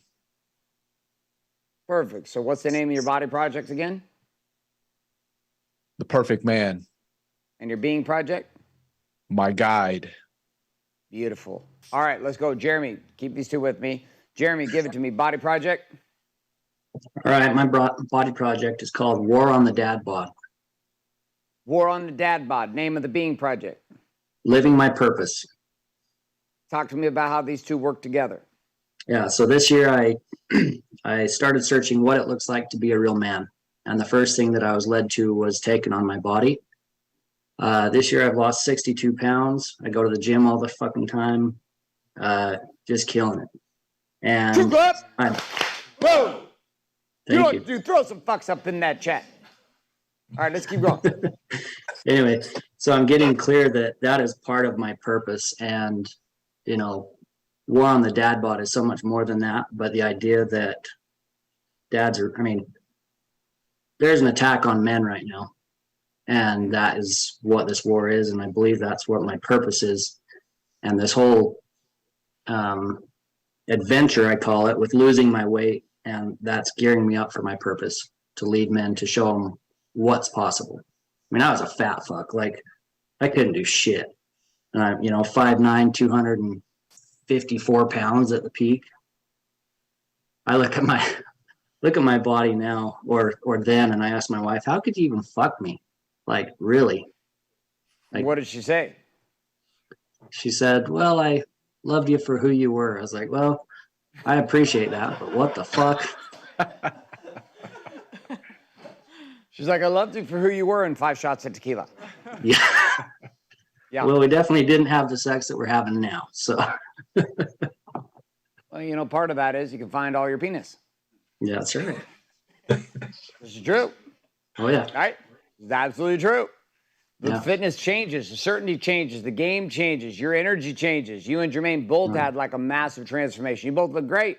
How many of you looking at these two would have assumed they ever had weight issues? Anyone? Anyone in the room? Nope. You're looking at two guys like, probably fit all the time. Right? Nobody would ever assumed it. That's the coolest part about change. You can become who you are. Now, everyone who meets you, they don't even know the backstory. They just know who you are now. This is why a lot of the changes physically are also deeply spiritual, because the game opens up and shifts. All right, Jeremy, so come to me about body and then give me again the outcome for balance. What is the project name for balance? Project name for balance is Connected Family. Okay, talking about how body relates to the balance outcome. Yeah. So body relates to the balance because now I can actually play sports with my kids, go play basketball with them, go ride bikes, get on my daughter's longboard and rip down the street. It's a completely different life than it was a year ago, worried about falling on my ass. And I don't fucking care, just like do it. And having the energy to wrestle with them and show them, how to be a man, how to be a father. Results in the bedroom with my wife, the relationship there, it's just not even the same. That's right. Yeah, she walks up behind me and just grabs my chest and oh fuck, just it's a different game. You're hard in 3 seconds. That's right. Saluting. Ma'am, I'm ready to go. Reporting for duty. Send me in. That's right. Yep. Send me in. Yep. Okay, well done. I got it. All right, Jermaine, let's go. Body balance. The perfect man, the balance is the man. That is the name of the subject. And how my body relates to my balance that's very simple. Listen, I have 4 children. I have a 21-year-old that's challenging me for the head of the tribe. I have a 11-year-old who is trying to figure out if I'm the truth or I'm a fake. I have a 6-year-old daughter who knows more than all of them. And then I have a 2-year-old. On top of that, I have a wife. These guys are watching me. They're watching me closely. They're watching to see if I'm consistent, and they're watching to see if I'm actually making progress. To be able to show up with my children, to play with them, not make excuses that I'm too tired to get up and go. To be able to go to Disneyland or Disney World for 5 days and literally wear them out from 8 o'clock to 11 o'clock at night. To let them know that I'm the man, to take them out early on Sunday morning and say that I'll be out there running if anybody wants to show up. To be able to give my wife a whole new man. You gotta remember something, I'm half of the man that she married. Half. I'm totally different. There's nothing similar. And so my son is in the Air Force. And it's funny, you kept bringing up Minot, North Dakota, because that's where he's stationed at. Yeah. So it's cold as hell out there. And I'll bring that up because my dad was a military boy. Like my grandfather was military his whole life. So that was the place they were stationed. That's why it always goes up in my mind. I'm like, Minot, North Dakota. People are like, how do you even know about that? So it's good to see we've got military friends there. All right. Yeah, a plane trip is like $50. It's easy. Exactly. But, I send him pictures and with my shirt off. And he's just like, it's absolutely amazing. He is like in shock. He is in awe because he was there when I was that heavy. And even when I was that heavy, I used to tell myself the story that I was just big and sexy. I didn't really know the truth until I look back at those pictures and they pop up on my social media timeline. And I'm like, dude, you were in such a delusional space. And so now the relationship between me and my wife is good. The feeling I have when I wear my clothes or when she's able to pick clothes out for me because she wants to shop for me makes her feel good about it. Or the way my kids feel when I show up and I'm the top 1% of 44-year-olds in my age class that look the way I look, where other fathers are looking, not even half as, because I show up, I do what I'm supposed to do. And when I eat the right things. So I'm leading by example in my family with my wife and my children by the things that I'm doing and showing them what's possible in reality. And so that's allowing our family to be closer and also set a legacy with my children and my wife to say, hey, listen, this is what's possible. And that's going to break a stereotype that wasn't broken with me when it goes to my grandkids and so on and so forth. So it's just the balance between the two of the body and the balance is absolutely magical. Right, and look at what you've changed. I mean, you've literally changed the trajectory of your 3 younger children's lives forever. Yeah. Particularly the baby. Baby's not going to know any different. Baby's just going to know this is daddy. Yeah. This is what daddy looks like. He's always looked like this. Never knew him another way. Yeah. How he's always been. Right? Yep. Same thing in my world. It's like we talk about when a man comes warrior, all of a sudden these changes happen when the kids are young. The kids don't even know there was another version. The older children get to watch the change, which gets to be very inspiring. Yeah. And you've changed the entire trajectory. Yeah. The people they marry, the things they choose to do for themselves, the lives they choose to live, all driven by the decision that you made. Yep. Well done, both of you. Huge win for both of you and Body. Nick, give it to me. Body and balance. So, Body is inspirational leader. I have 2 adult boys. I had a lot of struggle with my younger boys who was into drugs. And when I joined 2 years ago Warrior, and I took on to lose weight, to get more fit, to run. I had this moment where my older son asked me, hey, can I maybe join you for running? I said, what? Sure you can. Let's go.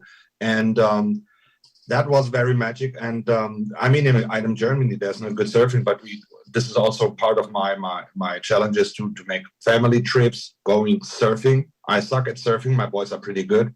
But being a dad, being able to paddle out with those boys, no matter I have to throw up behind the surf line because I'm quite exhausted, but just going out with the boys sitting there, that was most of the most magic moments with me and my boys sitting on the waters. You take the waves. I'm way too exhausted, but I'm still with my boys. And so long story short, I think I tried to really work on my younger son who was even in cocaine for a while. It was fucking pressure, nightmare, marriage under pressure. And I tried to read this book and level up and go work out. You need to do this. I had only resistance. He moved away from me and was heartbreaking. And so I decided, you know what, like you said, and I had a very great conversation with your brother, let go. What can I do? Let him go, let him find his way. He's 20 years old and live by example. So when I see him next time and sees maybe dad's getting a little bit more shredded, it will do something. I want to be a good example for his life. I was not always a good example. I was a musician. I was sleeping in all morning. I was drinking. I was touring. I was a selfish fuck who always said I have to go out with the band because I make the money. But of course, I was always on parties. So time to change. Parker, grab the microphone. When being and watching, I mean, both your moms and your dad are into fitness. What's it like as a son watching even just me, Drew, what I did in the last year, watching what mom does, competing in fitness? What's that like for you as like a son watching your parents pursue this? Well, it's like you never actually pushed me towards it, but yet because you guys found success in it and I found the power that you guys were finding, I was like, ah, shit, I want that energy. It's the same way when I'm looking at my targets now. Like, why do I set the targets that I set? It's because I'm like, there's an energy about you that I want. And I know I have similarities that I'm just like you in a lot of ways, but I also know that there's that primal energy that I see in you that I'm like, I haven't figured that shit out. So I'm going to start copying you in certain ways to try to figure out how to get there. But you can never tell me to go get it. If you tell me to go get it, I'm going to say, fuck you, I'll go find it from another man. But because you're not telling me to do it and you're allowing me to lead myself and accept my own crown, I'm able to actually like start adopting these habits and routines and stuff. And also, I have a question for Nick. Is your son still fucking rocking out? Because I see all his posts and shit. So, and he was in Warrior Youth. Yes, he was. He's a record deal signed, and he's the only serious musician in the family. No, he's going well. Two clap. Boom. But that's the biggest changes that I've ever made is when I'm actually seeing my parents for the power that they possess and not too concerned about how like they're telling me to live life, but more so in the fact that I'm like, can I be a fat fuck if you have a 6-pack? like I'm over here saying, oh, dad bods, yet if I have more of a dad bod than my dad, that kind of seems like an issue. Yeah, we just keep raising the standard around here. Exactly. Yeah. And this, as a parent, it's super fun. Like, it's super fun for me, like, just to be in a situation where I'm like, yeah, like, none of my kids are giving me a run for my money. Meaning, I can go do whatever they want to do. Whatever they want to do, we're going to go do it. My wife can go do whatever they want to do. Like, I mean, what I've said is I had to shave the beard. Nick, I had to shave the beard because it's getting gray. I got to shave it down again tonight for the Christmas party. I had to shave it off because last year I was sitting there about the springtime and we're at the mall. And all my kids are there, and my wife's there, and she's wearing a hat, and she's got a hoodie tied around her waist. And the lady asked me, oh my goodness, are all of them yours? They're such beautiful daughters. And my wife's under her hat winking at me, and she's like, gotta get rid of the gray beard. It's too much. Okay, perfect. So we're getting some good examples. Jermaine, I'm gonna come to you, body and business. Talk to me about those two correlations, and Jeremy, we're going to come to you, and Nick will end up with you on this one. So, Jeremy, what do you got? That's very simple. I have the capacity. I have the capacity to do more, to sustain better levels of energy. When I show up in the room, I feel powerful in who I am, who I look like, the way I fit in my clothes. I feel better about who I am. My strength, my energy is there. My ability to take on multiple tasks. There was times when I was as heavy as I was getting tired. I couldn't sustain energy. I was having health problems. Standing up for long periods of time was creating aches and pains, and now I'm able to go through the books. I'm able to absorb this information. I'm able to sustain the energy because of the foods that I'm consuming. I know what will affect my body. I know that if I eat certain foods, I'm going to get tired. I know that if I stay away from those and I eat certain foods that keep me more of clean, I know that I'm going to sustain a better level of energy. So even going through something like these last 3 days has been like, I'm like, oh yeah, this is dope because my mind is still locked in. I'm not thinking about food. My body is not, I'm not relying on anything. My body is now working the way that I need it to work to do what I needed to do because I treat it with respect. And so it shows up for me when I need to do business, when I need to read like 30 books on marketing, advertising, and I need to be able to process it. I need to be able to journal, and I need to be able to meditate and do all these other things that are important to the development of who I want to be. They allow me to absolutely shift all that energy directly into my business.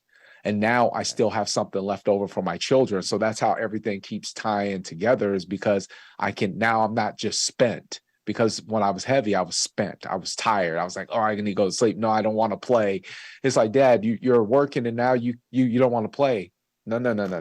Now I can wear them out till like when you said, well, I can wear them out. Yeah, because now it's like when we went to Disney World, it became a joke. Like, hey, can we wear them out?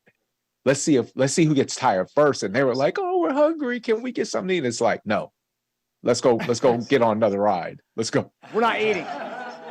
We're riding 5 more rides. You got 2 more hours. Get focused. We're going to have fun right now. We're going to have fitness and fun all the time. Yeah, you're like doing push-ups and burpees before each ride. Okay, so we're seeing a connection, a direct connection. All of you want to see is too. Like your body outcomes should drive higher levels of production. Yeah. Like whatever it is, your body should be a weapon to produce more, a weapon to connect more, a weapon to ultimately create more. But this interconnection with our minds has to be seen. Jeremy, talking about this connection between body and business for you. Yeah, for me, when I, took my body on this year, the change in my business was drastic. Like within a month, just sales increasing, production increasing. And me and my business partner went together. It was so impactful that we bought everybody a membership to the gym. And they're like, everybody go. And the reason is just that clarity and that focus that you get when you go, you're stressed or whatever, you go work out, you come back clear. And I think the biggest thing for me was my mental state before I started working out and taking on my health was more of like, I didn't have a lot of self-worth or belief in myself. So as a salesman or a business owner, I'm almost begging for the business. Like they're doing me a fucking favor, you know? And the whole shift this year is now we're peers. I'm doing you I'm giving you a service. I'm creating value for you. And so that relationship, that dynamic has shifted insanely, and so you Notice walk the into difference those. you're seeing here. There's a value that you are able to see because you literally revealed it physically. Yep. That's Absolutely. the crazy part about the body. You carved that shit away. Yep. I'm the same guy as I was last year in many, many ways. Yep. I'm just 12 pounds lighter. Mm-hmm. Which last year I was walking around at like 203, 202. Right now I walk around at 188, 190. It's like, it's crazy to see the difference that 12 pounds has in my body, my confidence, my certainty walking around, how I operate, and how I deliberately at night when I'm putting my cell phone away by the bed, I let the light shine up my abs for my wife to see. Oh, I know she's turned on. I see her doing. I saw a little peek. Then if she's not, then I kick the bed and she looks over and I'm like, that's right. Look at those abs right now. I knew I was in a good place, Jeremy. When my wife and I got done having sex, and she was like, were you seriously fucking checking yourself out just a second ago? I was like, of course. I look fantastic. What are you talking about? You look great too. Yeah. I know my wife catches me all she catches me all the time checking myself out. Yeah, I'm like you walking should, past babe. the You look window. great. Fuck yeah. Yeah, you look great. You're like, I look great. You look great. This is perfect. Nick, give it to me. Connection between body and business. I mean, running a business is hard work, right? And though I have considered my business my favorite hobby, it's still I have 17 employees, and there is when I'm demanding with I have my target set. I need to communicate that into my business, and also again to be an inspirational leader is attached to fitness. Is attached to looking okay. It's looking healthy. If I'm and come in with a hangover because I'm drinking too much and I look like shit, like I was 15 kilos heavier 2 years ago. Not so inspirational for my team, not being a good example. So, and I had this moment. So now I'm a guitar maker since 26 years, and I had these trade shows, and I got invited to speak in front of people. And guess what? I got comments, hey, you look way more healthy like you did a couple of years ago. What did you do? I said, guess what? I lost weight. And there was so much more acceptance. So of course it plays into my brand. The brand is called like my name. So very obvious. Well done, all three of you. Great connections, great share. How many of you in the room are starting to see the connection of this? Raise your hand. How many of you online are seeing the connection in this? Type in hell yes into the chat. Type in hell yes in the chat so you can see it. Like, there is a correlation that's starting to settle on your mind. So we're going to go on one more breakout with this, and then we're going to go specifically through actions, habits, and routines that are going to be needed to be able to pull this off and move forward with some specific assignments to wrap up for today.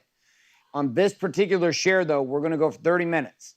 30 minutes. Some of you will turn your cameras off. We're going to go through. If you have your camera off throughout this next session, you turn it off for whatever reason. My teams are scanning this whole thing. We're just going to give you a little boot. Because I got one or two of you end up in rooms by yourself where you're sitting there, my team's scanning, you're sitting there by yourself, right? So if you're here for this conversation, but you want to be part of the shares, I got it. We're just going to go and give you a little boot so that the people that do want to share can ultimately be together, right? So if that's you, stop that shit. You got like an hour and a half left and we're finished for today. This is important. This talk time is important. This conversation time is important. All of you need to be dialoguing. It's not just enough to just be able to talk about it with yourself. You need to hear other people, hear other voices, hear other insights, just like we just did. And what we're going to do this time, though, is you're going to flip it. You're going to take business and you're going to make it related. You're going to go the other direction. The brain thinks about it differently when you do it like this. Body, relate, relate, relate. Now we're going to go business, relate, relate, relate. You'll do the same thing with balance and the same thing with being. So you got 30 minutes as a group to get through the next 3, sharing the correlations, and then we're going to ship into the idea of focus, habits, routines, and patterns. What's going to be required to ultimately pull this off? If you're clear about where we're going to go ahead and type in clear in the chat so I know you're clear. Let's go, let's go, let's go, let's go, let's go. Give me clear in the chat, clear in the chat, clear in the chat. Beautifully done, beautifully done. All right, we got 30 minutes on the clock, 30 minutes on the clock. We're going to use our cool camera angle. Here it is. There it is. Yes, it is. Oh, yes, there it is. You got 30 minutes. After the share, we're going to come back. I'm going to give you specific activities and exercises. We're going to work through the habits required to pull this game off as we move into 2023, as well as some assignments to take on over the holidays, get you ready for next year. We are off on our 30-minute share in 3, in 2, in 1. Off we go.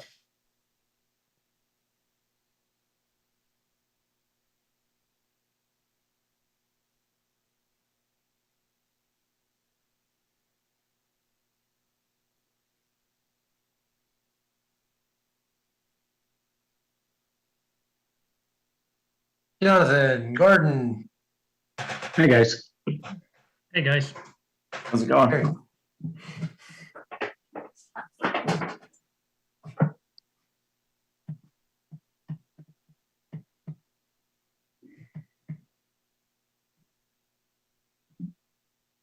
I'll start. Go first. I'll go ahead and start. So I'm going to start with my being. That project is really about Meditation Madman.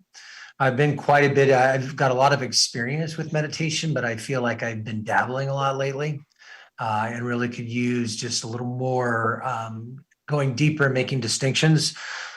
So the ability to really increase my meditation is really going to help me with my presence throughout the day. And my body challenge, which is called Mobility Madman.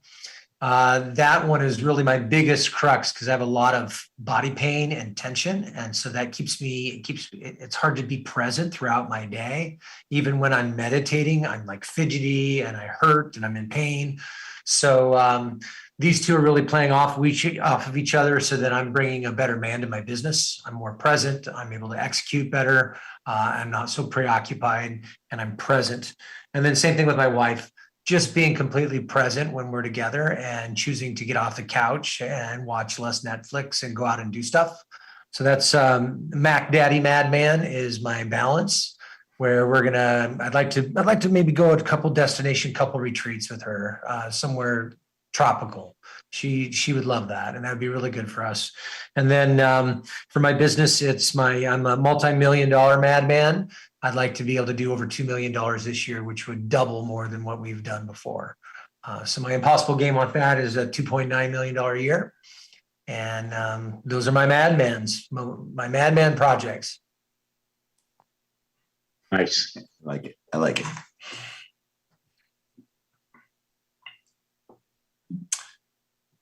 I mean, I can go. So, I mean, for me, it is, I love the whole conversation of, it's all connected. There isn't just one. It's not all about four, right? And so, my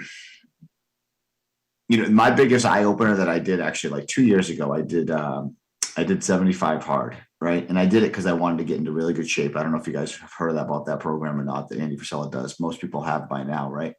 But I did it 2 years ago, and I did it because I was just out of shape and I wanted to get into better shape. And while it totally worked and got me into better shape, what it did for me in all other areas of my life was amazing, right? And it was like when that body was clicking in, and then it was, it was more of a spiritual experience with me because I had to be outside every day for 45 minutes going on a ruck, right? And I could spend time outside. And that just made me much more present and much, intimate with my wife and being able to be around with each other. And I remember I had the greatest 2 months of my business that I ever had at the end of it. And it was because I was just so dialed in with everything. And it all really came down to being with my body, treating it right, no alcohol, drinking plenty of water every day, working out twice, 1 a.m, getting outside every day.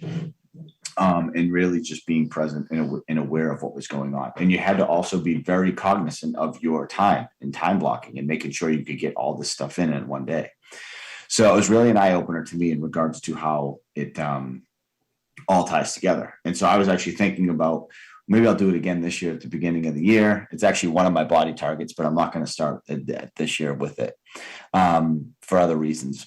But I was like, you know what? Really, all I need to do is follow my targets that I actually set, because I do this and then I'll fall off and I won't stay true to them, right?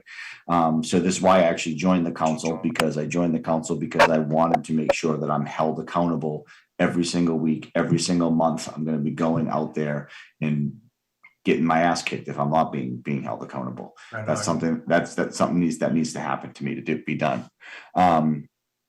So that's really where I'm at with all of this. my balance is, it's called I have it called the Project Connection, right? And it's all about just becoming much more aware, much more in tune, much more intimate sexually, and intimacy with my wife. Making sure that I put time aside. I don't schedule date nights, right? So it's like I need to make sure I'm at least doing a date night every week. I have impossible target of going away with Jennifer by ourselves without my son Caleb for at least 2 trips this year for a week long. Taking a quarterly vacation with my family, really unplugging.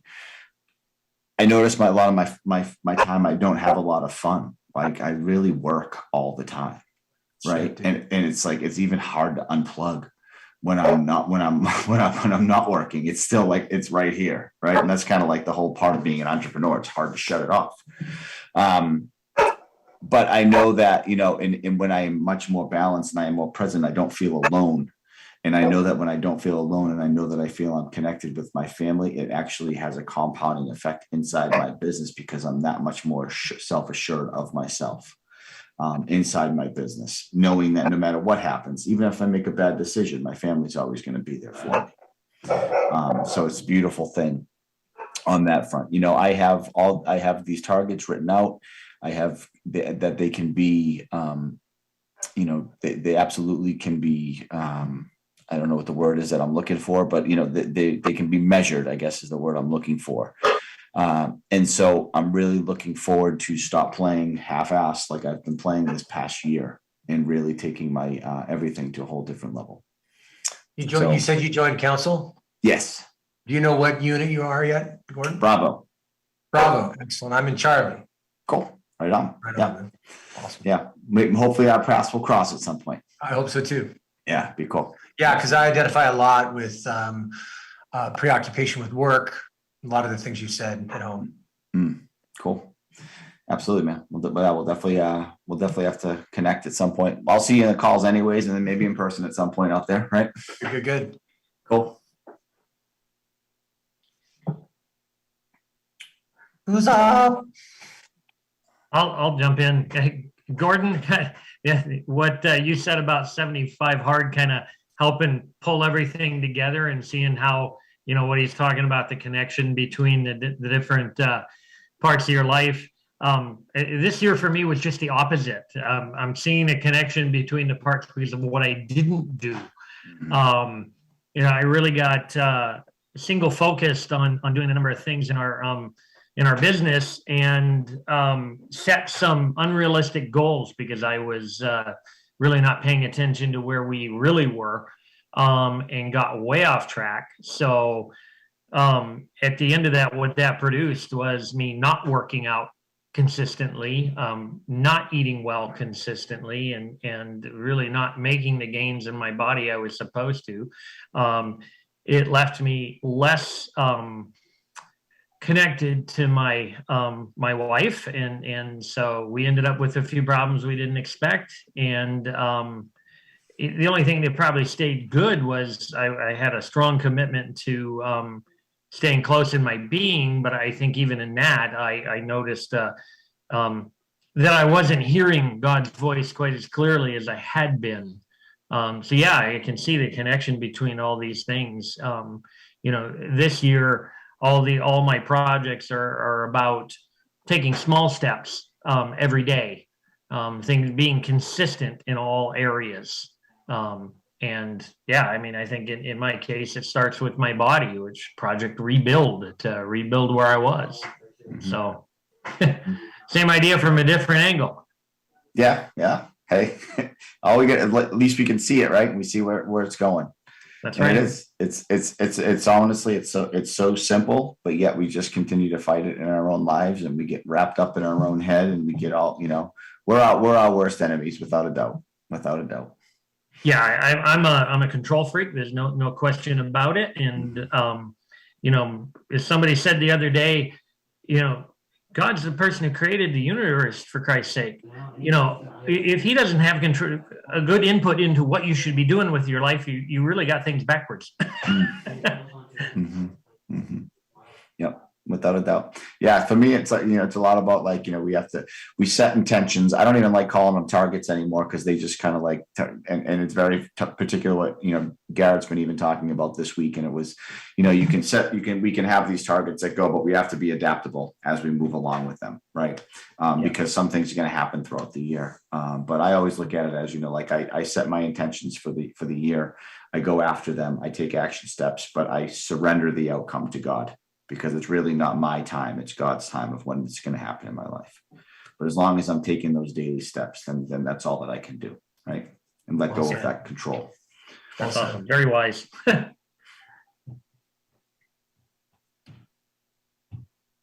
Cool.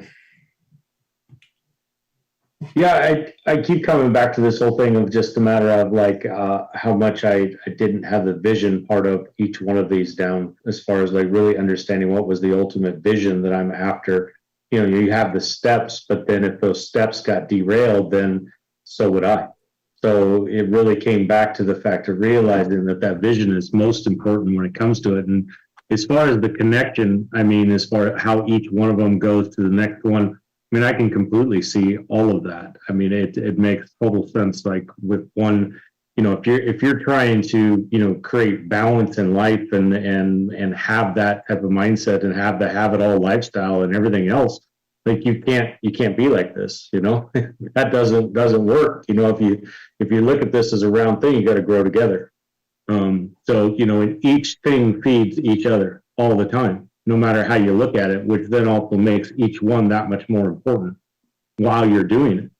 Like if you're working out and stuff and all you're thinking about is just my body, well, when you start adding your balance to it, when you add your business to it, when you add your being to it, it changes the whole aspect of what you're physically doing right then and there, or at least it does for me. Because obviously without all of that, then I don't get to have a good balanced life, in the sense my business could fail because I'm tired or whatever. My being, if I'm not, just like what we heard from, can't remember the gentleman's name, but if your body's your temple and you're just beating it up, like what's going to happen to it? If you're not feeding it, if you're not taking care of it, there's massive changes that goes on with that.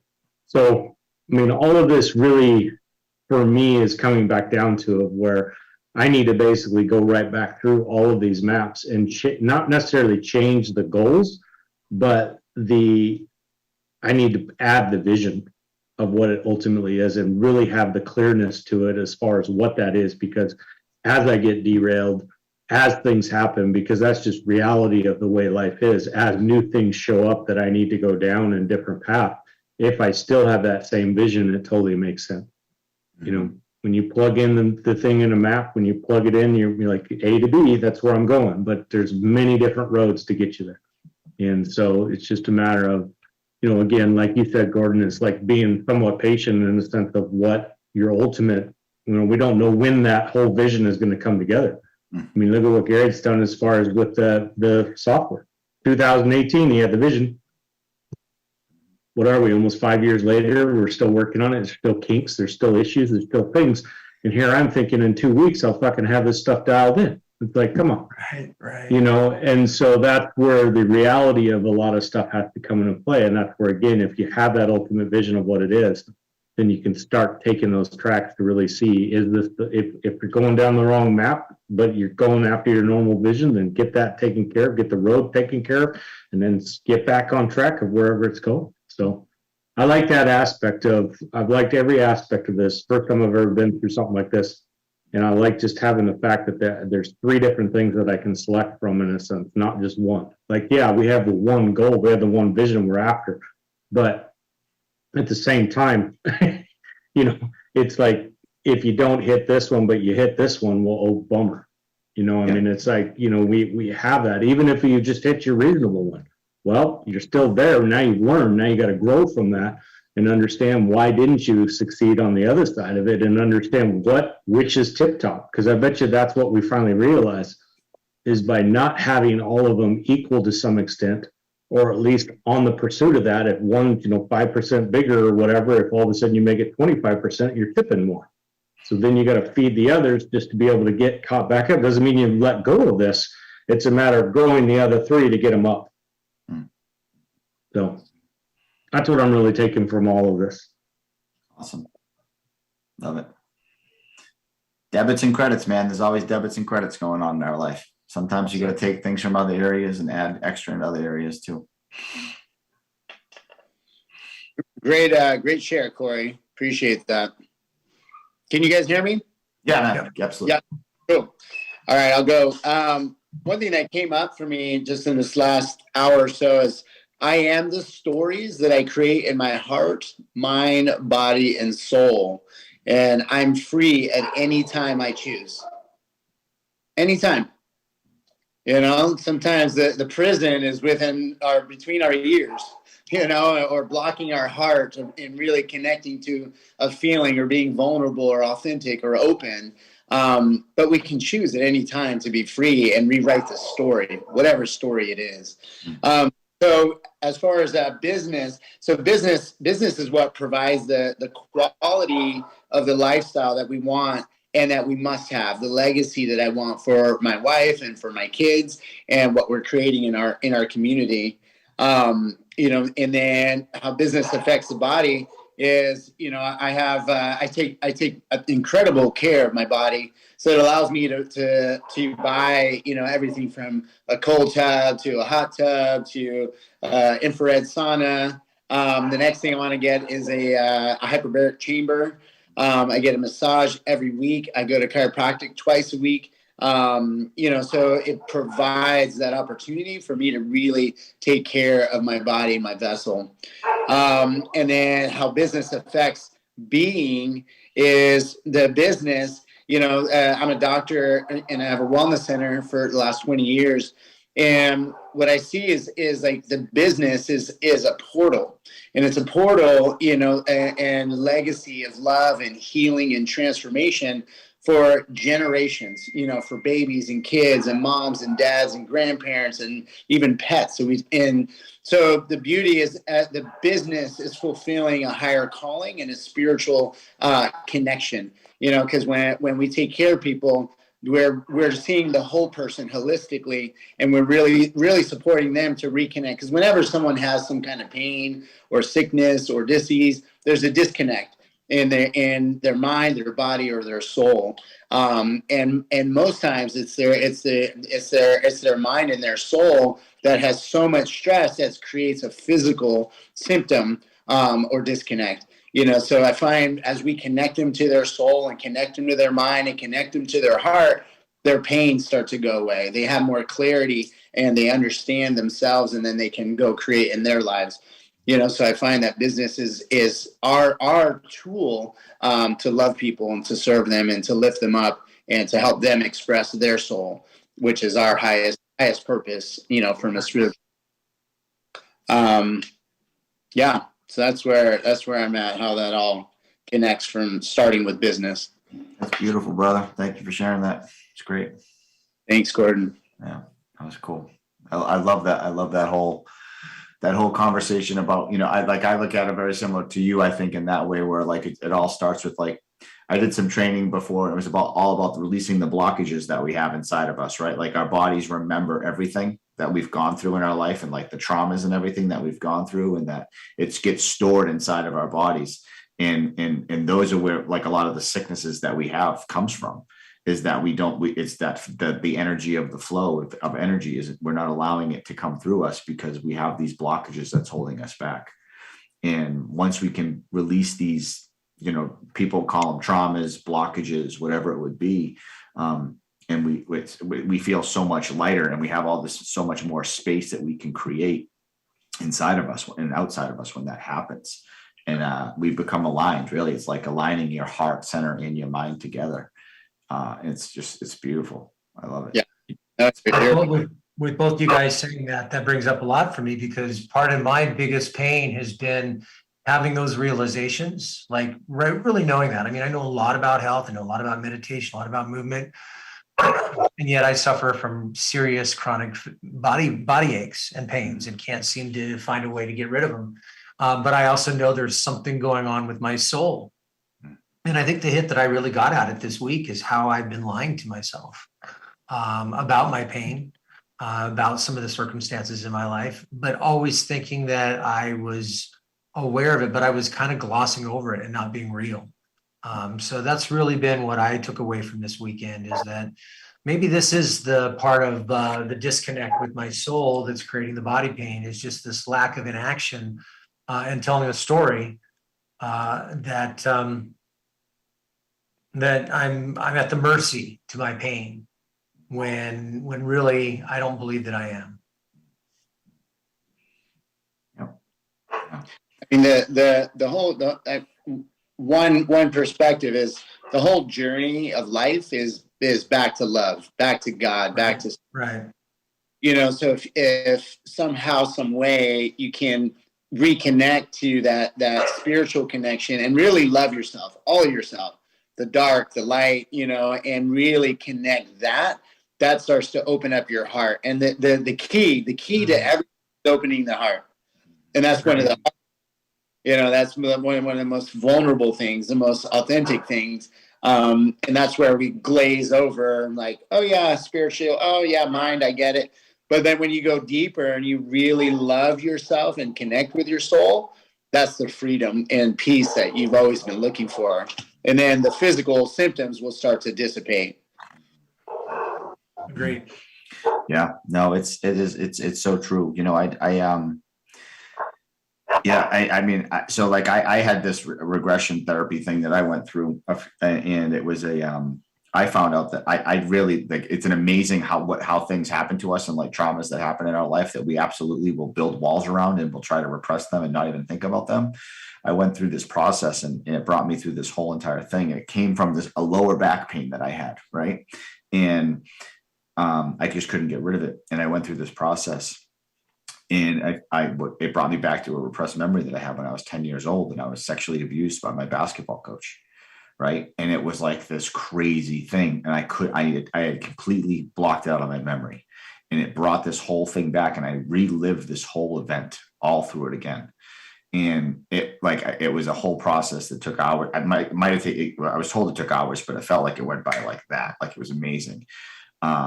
But after the whole thing, and there's a whole process of releasing this out of you and everything. And then after you release it, you actually go back into it, the scene again, and you look to see what's different, and you find out, and it's this whole crazy process. It's called pit walking, actually. But it was just this crazy thing. And then once I released this from my life, and my heart like literally opened up, like you're talking about, everything else in my life became so easy. And I've never been healthier, and I've never made more money in my whole entire life. And it's like, and you're right when you said like love is literally all that we're looking for in our life. That's it. Like, everybody says, what is your why? And Garrett even talked about it yesterday. And I'm like, dude, it's love. It's love. Everybody's answer is love. It doesn't even matter. Like, but we want to layer it on top of all this other stuff. But if you look at it, like, why do I want to make money? Why do I want to have this? What does this provide in my life? It all feeds back to us just wanting to be loved and accepted and not feel alone. Like, that's all that it is.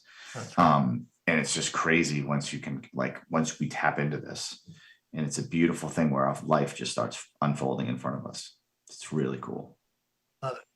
Gordon, that's amazing, brother. I'm so proud of you. So stoked for you. Dude, I mean, think how different your life the next decades are with an open heart. Oh, man, how beautiful, right? How sweet it is. It is. Thank you. Yeah. It's only begun too. It's like, it's crazy. It's like this whole new thing that's opened up, and all this space that you're able to create now. And it's just, it's amazing feeling. And like I'm no different than anybody else. Like, that's the awesome thing. Like, I'm like, and I just want to tell everybody about this. I'm like, this is actually possible if you're open to it. Right. And there's a process for us to get there. And my process all started with Warrior in 2018. Like, and that whole process brought me to where in the last 4 years of where I've gone. You know, and I feel like I haven't even made enough progress. And that's why I'm just like that. Like, and I had mentioned, that's why I just joined the council this year, Mark, because I'm just like, I got to go all in 2020. All in. All in. Yep. What groups are you guys in? Do you know? I'm in Charlie. Yeah, I'm in Bravo. Yep. Awesome. Yep. Be cool. Yeah, it's gonna be so fun. Yeah. How about you? Alpha. Oh, nice. Yeah. Yeah. How long have you been a part? How long have you been a part of Warrior? A few years, like I think 2019, right before COVID and all of that. Mm-hmm. Yeah. Nice. Yeah, it's been an amazing journey for sure, and it's layers. I think too is that it's the flip side of it all is if we look at it that we're infinite spirits, right? We don't get sucked into the time and the stress of that, all of a sudden, and then we realize like time is an illusion. Yes, right. We can definitely maximize the time, but like I meditate 2 hours a day and people are like, how do you do that? I'm like, how do you not do that? Right. Right. Yeah, absolutely. I mean, meditation to me is my number one thing, but it's an absolute must that has to be done. It's above everything else for me, right? Like it just has to be done. Just to stop, connect, just be present. Even it's a must. But now to me, everything's meditation. Honestly, even working out is like a meditation now. Right. It's like it's like I'm escaping, and I'm like being with myself. I'm present with my body. I'm giving love to my body. Prayer is now meditation to me. Prayer is just a meditation, and it's amazing. Have you guys heard of Dr. Joe Dispenza? Oh yeah, I got a couple of his books right behind me. Yep, absolutely. Yep. Yeah, Mark, I would recommend going to one of his events. Yeah, I've heard nothing but good things about it. It's heart and mind blowing. Yeah. Nice. I have that in as one of my my radical targets for this year is to attend one of his events because I've always been wanting to go, but I just haven't done it. Yeah. Oh, Gordon, it's right up your. Yeah. Gordon, if you start to make a decision on that, ping me. Maybe I'll go with you. Absolutely, man. Yeah, I'll definitely hit you up. I want to go somewhere nice. It seems like he has some pretty awesome places that he goes to when he does it. So it'll be cool. I've been, I think 9 of them, and like more than half of them have been in Cancun. Really? Wow. Oh, dude, it's awesome. Awesome. Yeah, but he'll do it in gorgeous places. Like Marco Island in Florida, beaches in Australia, Costa Rica. Yeah, so definitely check it out. Yeah. I'm going to sign up right now. Forget it. I'm just signing up. Gotta find one. That's the mission, to sign one up before the end of the year. I got it. I love it. Let's do it. That'll be cool. Are you guys going to the live event for the council, or are you guys doing virtual? Yep, I already got my ticket and ready to rock. Yeah, cool. Yeah. Me too. Yeah. Yeah. I want to be in person because I didn't go to any Warrior events last year, so I was like, I got to go to one. Got to get it right off. Check the box real quick. Yeah, in person. I mean, we still get a lot of value, online, but in person, just another level. Being in that energy, vibration, and just connection. There's a community and a tribe that are elevating each other. And it's freaking awesome. I went to WarriorCon in Vegas, and it was incredible. That's awesome, yeah. Oh, that reminds me. So I know that we got to do the launch protocol, right? Have you guys started it yet? No. Yeah, I mean, I'm trying to, but it's a little unclear. Other than they have these like milestones that you got to reach. Okay. I'm kind of struggling with I'm hoping they'll go over with how to tie in these impossible games and these challenges into the door and into kind of the back end, because it's clunky to me. I've been able to do the stacks and I'm able to do the core 4, but other than that, I'm feeling like I'm not using the software fully. Yeah. Yeah. Yeah, because I'm hoping that I kind of went into launch, and then I was looking at it, and it looked like very much similar to, I know that he did like the Warriors Way challenge or whatever a couple of years. I think he had that or whatever, but I didn't know if we can access it through the app. You know what I mean? So I can track it on my phone. So when I'm out and about, and I don't think I can. No, you got to log into the what do they call it? Just the like a desktop version. Yeah, the Warrior, what do they call it? It's just go to Wake Up Warrior. Yeah. Log in there, and then they have all of it on the back end there. You log in. Cool. But you can play that on your phone. Yeah, I can play. Yeah, I was just hoping. But I think they just uploaded it. Now that I think about it, they just uploaded it to the app. Did they? Yeah. So if you like just the regular Wake Up Warrior app or the audio? yeah, app? if you go to Armory right on the app, it's the second.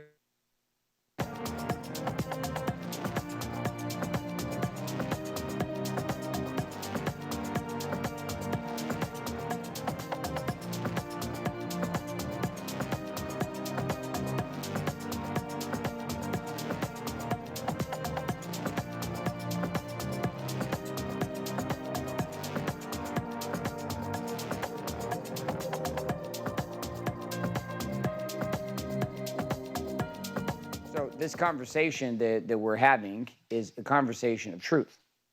And our culture will live it, not in this happy, clappy, fake way. That's how it became at a certain level. There's a lot of joking, and there's a lot of joking because there's a lot of fucking lying. Lying about what you're thinking, lying about what you're feeling, lying about what you want, lying about what you desire.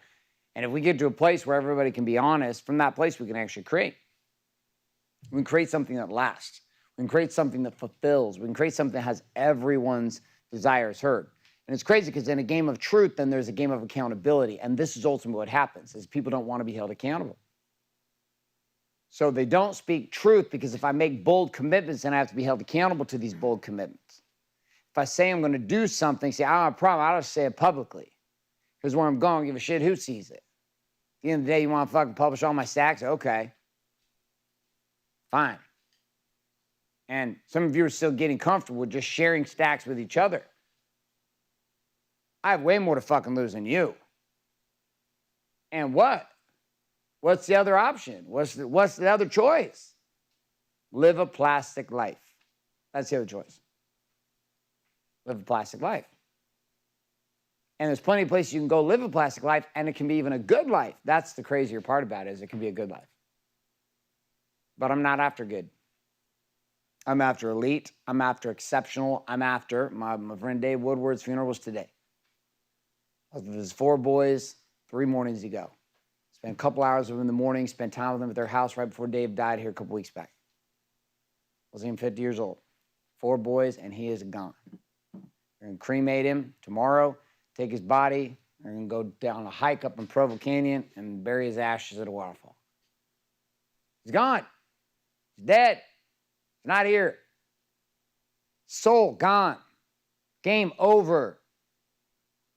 4 boys now living on their own. I have some kind of soul connection to support and serve these boys. The way I would have hoped he'd do it too if I wasn't around. What does he care anymore? He doesn't. He's moved on. He's in some realm I don't understand quite yet. But guess what? You all will. There's going to come a time where you're going to wonder if you're going to get out of bed tomorrow. Or possibly you're going to be just going down the street and you're going to get hit by a car and fucking die. Or have a heart attack. There's this idea that somehow you have time. Time for what? Time to wait till 2 more years? This is why I want to come after you guys and I say, listen. And I was talking to Bryce earlier. I'm like, Bryce, you were talking about that shit last year. You didn't do anything. Well, I'm waiting for my patent. Go fuck yourself waiting for your patent. What are you actually waiting for? And that's the question I have for all of you. What are you waiting for? What are you really waiting for? Why do you continue to not do what's required in your body? Why do you continue to not do what's required with your relationship with God? Why? Because you're worried about what the people at church are going to think? Let me tell you how many of the people at the church are going to show up to your funeral and give a fuck. Almost none. And most people to be there. And that was my conversation with these 4 boys 2 days ago. I said, today, Friday is about you guys. Fuck everybody else. Because everyone's going to show up at this funeral and they're going to bring all of their weight and put it on you. And they're going to expect you to be strong for them. Fuck them all. You have an experience for yourself. Don't write any script. This is not a missionary opportunity for the Mormon church. Fuck the church. Fuck everybody else. This is about you. You be honest with yourself. You pursue what's honest for you. This was the conversation. Why? Because the option was to be plastic. You're not going to live forever. My father and I are sitting there last night. He's 73 years old. He has cancer. I know that's like I had cancer. So we're talking about it. We're having a conversation. We're sitting on the bench. I'm having a moment. I got my hand on his back, and I'm just kind of rubbing his back, and he's sharing with me where he's at. He's like, I just hope that I don't want to tell people that I have cancer, because if I do, I might not be able to get more contracts for construction. And he's in building. And I'm like, a part of me wants to save him, because that's what I like to do. I'm like, hey, I got you. Don't even worry about it. Don't worry about your contracts. Let's just be honest. Let's be honest, and let's create a life for you that you can live, that you can love. And I'm sitting having this dialogue with him, and my kids are running around. And I got a newborn who's just learning how to walk. And I got my father-in-law telling me he's got cancer. All sitting in the same one, while one of my good friends is being buried. Well, not really being buried, being cremated today. With the wife who the night before was screaming at me for bringing up things about worldly shit. This is life. This is life. There's a life, Weston, you can't even fathom. And the most terrifying piece is, what if you pursue it and my sister doesn't follow you? This is what actually terrifies you. Me and my brother know. We know. Doesn't mean you don't love her. But there's a worry, because if you pursue everything I think you can do, that's going to put her into a dilemma. You show up like a man, which, by the way, one of our little catch-22s is, the game we're creating for you, you have to leave the house every day to an office. Oh, yeah, things has got interesting. My sister can't just dump everyone on you and dump all this shit on you. You got to be the man. And it's going to be different. It's going to be crazy. And it's beautiful if she chooses to what? Rise herself. Rise, that's it. And this is not us wanting people to fail in our lives. It's just saying, listen, if it's not me who's going to set the standard, then who is? Who? My neighbor? My mom? My mom's going to tell me as a grown-ass man how I'm supposed to live my life? Who? You. You. And the crazy part, in my relationship, the game and the person who triggered me to rise was my wife. She was just done. She was done with me. She was done with how I was acting. She was done with how I was operating. 2 nights ago, she's yelling at me, you fucking pussy, da, da, da, and I'm just listening to it. And I'm like, go off and do your thing, baby girl. I got you. Just yell and scream and be all kinds of irritated. And guess what? That's called being a relationship. And people listen to that, they're like, oh, that's ridiculous. I can't believe it. I was like, that's why your relationship is numb and fucking dumb. Because you don't push for anything. You don't fight for greatness. So you just appease each other and you stay mediocre. Mediocre. This is why this version of you that's coming out is inspiring to Taylor. Terrifying, it's going to create collisions and conflict too. Because the version of you that likes to listen all the time is going to be equaled with a man who has an opinion. A man who stands up and says, hey, I need you to shut your fucking mouth right now. Sit down, woman. Sit down.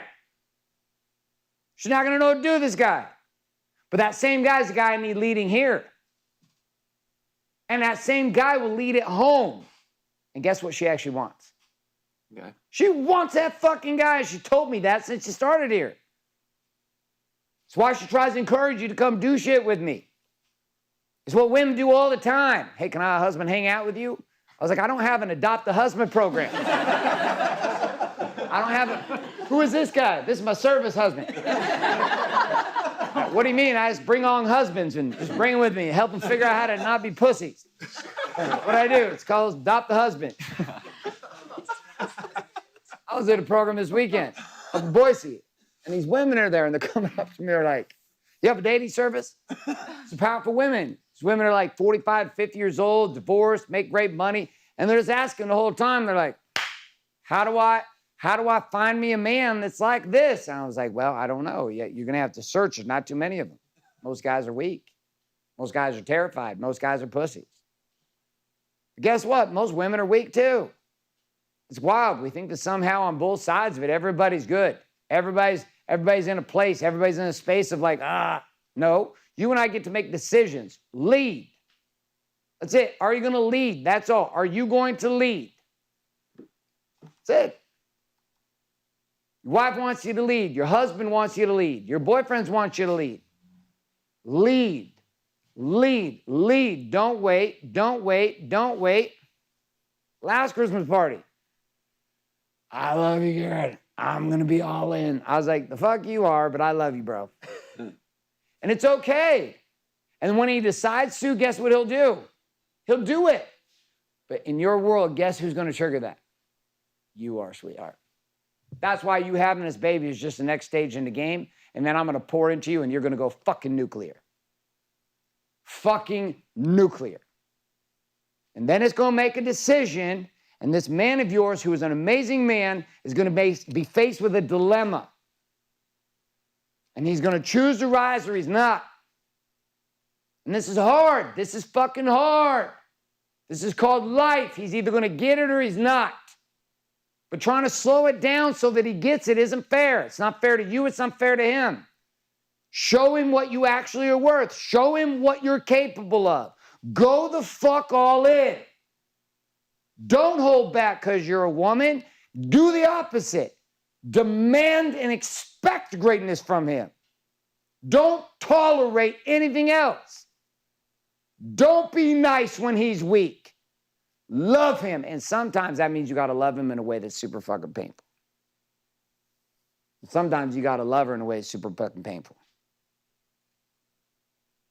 Greatness is not created between 9 to 5. Till she gets this, you're fucked and it'll be in a trailer. Doesn't have a time off, but in the patterns and routines now, guess what happens 10 years if they're not interrupted now? You're fucked. It's like a dog that shits on the carpet. I know. I've had several. There's no change in that dog. You just got to hope it drowns. Which it did. It did drown. People think it's rude. It's a fact. Most of our families just waiting for this dog to die. Truth. It's not pretty. People don't like to hear it. Oh, God, we really cared. No, they didn't. My kids didn't care. My wife didn't care. This dog lived for years, longer than we thought it was going to. Nobody walked her. Nobody played with her. Why? Breast stunk. She shit everywhere. She pissed everywhere. She was doing I never really fucking wanted her. She was a constant reminder of the fact that I forgot my wife's birthday. Truth. This is the crazy thing about truth. You all have narratives around truth. It's like weird. As human beings, you've been taught to feel weird around the facts. I feel uncomfortable around the facts. Right now, you got people protesting Christmas songs. Baby, it's cold outside. I really can't stay. That's rapey. That's rapey. We need to cancel that song. It's rapey. Meanwhile, the #1 song in the country is Wet Ass Pussy. Some stupid ass slutty bitch. We got Wet Ass Pussy is the #1 song in the country. And a wet ass pussy and a credit nose and a wet ass pussy. Meanwhile, it's rapey that we are going to cancel a song from whenever because it sounds rapey. Society is fucked. People don't know what the fuck is the truth anymore. So you got to make a decision. What are you going to do?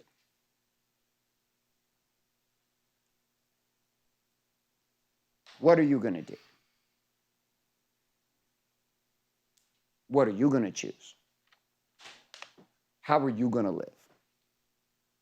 Why are you going to live that way? What is it you're committed to? Have you considered that everything that we are up to right now and the game that we are currently playing is coming at a time in which there is a shift occurring in humanity? This shift is not imagined. This shift is real. There is a division coming in the way that humanity operates. It's not racial. It's not based on religion. It's not based upon nationality. It's based upon accountability and victimhood. There are accountable people who are committed to creating under the frame of truth and accountability, and there are entitled fucking victims who lie and deceive themselves and everyone else around them. Oh my God, imagine that. There was suppressed information by Facebook and Twitter during the presidential elections. That's fucking weird. Oh my God, I can't believe it. It really happened? Oh my God, Fauci was actually involved with getting paid big fucking money to promote an agenda? Oh my God, I can't believe this is happening. You live in a day and age when people just buy an idea because somebody fucking said it. Why? Because they're liars. And liars follow liars. And liars believe liars. And liars don't know the difference between truth and lies because their whole world is filled with nothing but a bucket of fucking lies. And the crazy part is your current state of affairs with the way you treat your body, the way you deal with God in your relationship, the way you deal with money, the way you deal with your spirituality, the way you deal with all these things. These are either truth for you or lies. Some of the biggest lies that you're living is the fact that you have been unwilling to do and say what is required to take your life to a place you know and have known it was supposed to go, not just in the last couple of days. You've known it was supposed to go there for years. How many of you in the chat right now, in the chat, know that some of the revelations you got in the last couple of days with your maps, they're not so revelatory? Meaning, it's shit you kind of knew that you needed to be about for a long-ass time. Type in hell yes in the chat. I would say type in baby, it's cold outside, but that's rapey. So instead, I'd like you to type in wet ass pussy. Seems to be more appropriate. Welcome to 2022, where TikTokers are our fucking influencers. Get the fuck out of here. So you have a decision for you. Simple decision. I'm going to live my life in truth, or I'm going to live my life in lies. I'm going to live my life with a commitment of creation. I'm going to live my life in a game of victimhood and entitlement. I'm going to live my life and push my game forward to liberate my family, my marriage, and my future. Or I'm going to sit back and act like a big-ass victim, hoping that the government, the church, or God is going to save me.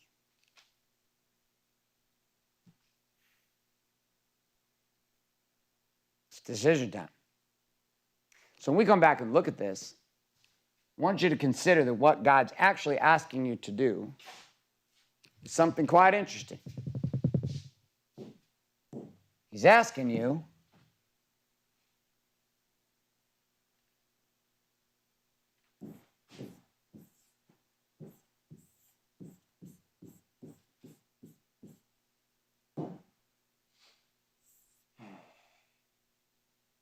to die.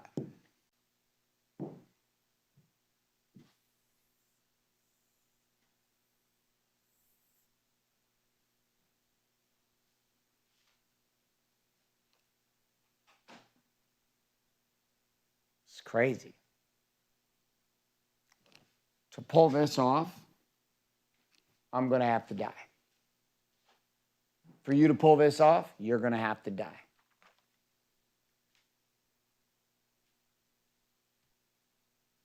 The proposition of death is difficult. Anytime God has called a man or a woman to rise, it's been the same thing requested every single time. 1, leave your country. Simple. There's a world you've built, you have to leave it. You have to leave that country. You have to leave it. Physically, you have to leave it. Why? Because the old country has you continue to play the old game. And the impossible game demands a new country. Sometimes that's physically moving. Sometimes that's mentally moving. Sometimes that's moving to different countries. But what it ultimately is saying, this life I have, here's where I'm at, foundational facts. And I have to leave it behind.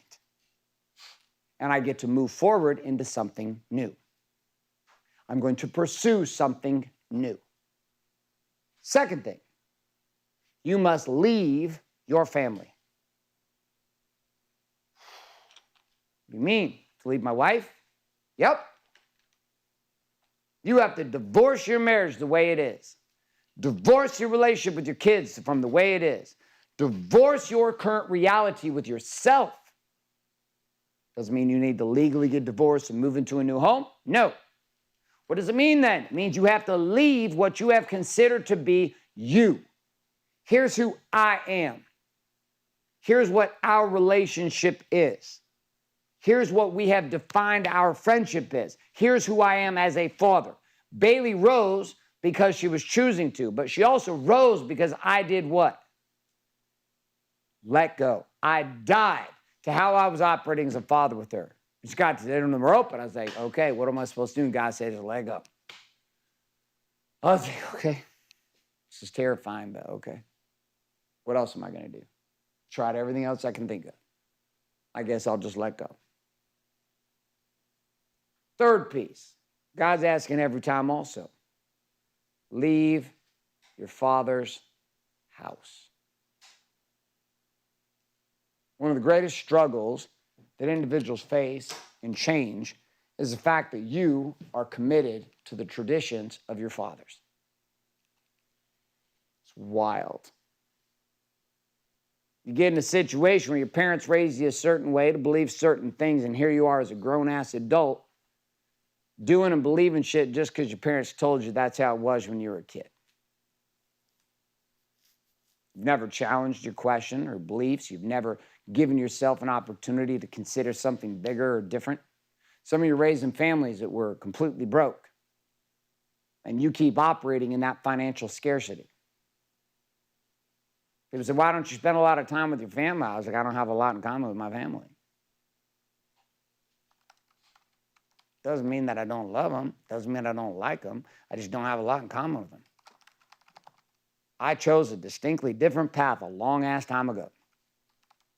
And I was persecuted by that same family for 3 years because of it. Not a little bit, a lot. It's okay. Not upset about that. I get it. But what are we going to do? Sit around and pretend like I give a fuck? I don't. We're not even the same wavelength. We don't operate in the same galaxy. I owe you nothing. You were given every opportunity to rise, just like me. We faced the same choices, came from the same house, and we made different decisions. Not my problem. Your problem. Doesn't mean I don't like you. Doesn't mean I don't love you. Just means I don't spend time with you, because what are we going to do? Talk about all the shit you're not doing? We can be fun. It's great. 2 days a year. What else are we going to do? 2 days a year. That's what we got. We're committed to it. 2 days a year. Doesn't mean that I don't love, and it doesn't mean that I don't grow in that way. Most inspiring I've ever been around you in the last month and a half or so. Because all of a sudden this version of Weston that I respect as a producer is showing up. I like that part. Guess what? Brotherhood's built from that. Men who are willing to go to war. Men who are willing to carve away the bullshit and live their lives on fire. Cool part is, dude, your sister, my sister, and your wife, she's a fucking superstar if she ever, chose it. But she's never going to choose it by herself. She's moving. But who's going to lead it? Me. Yes. So it's great. All of us have this amazing opportunity to choose to lead. And we're all in relationships with people who are saying, let's go. But many of you are in situations where that let's go attitude is being suppressed because you continue to not do what's required for fear of what other people are going to say, for fear of what other people are going to think. And the hardest part is the fear of the people closest to us. That's where it gets scary. It's like, man, now I'm not just making moves and somebody on social media doesn't approve of what I'm doing. I'm now making moves and now the person that sleeps in my bed doesn't approve of what I'm doing. If I listened to my wife and didn't do all the things that she was upset, nervous, anxious, or pissed off about the fact that I did them, nothing about our life would exist. Just about everything I've ever done that is supposedly radical, my wife has said, don't fucking do that. And I followed a voice that's not my wife's. So I move and I go. I sat down, I told her at lunch, I said, hey, there's a shift that happened. She's like, really? Tell me more. I said, yeah. I'm gonna back these girls. I'm back. She's like, okay. So I don't need to take over, but I'm gonna make sure they win. She's like, okay. There's a shift that has to start in you. Has to start in you. So I'm gonna give you 10 minutes. During the next 10 minutes, you're going to write down the following. You're going to answer the following question to yourself. What part of me must die in order for this new part of me to live? What part of my life and me must die so that the new space awakens for me to live? Period. There's a piece in me when it comes to control that has to die heading into 2023. I have to lean in with even more trust in God than I have ever leaned in. I've got to learn to let go of a lot of my leadership style and adopt new ways of leading.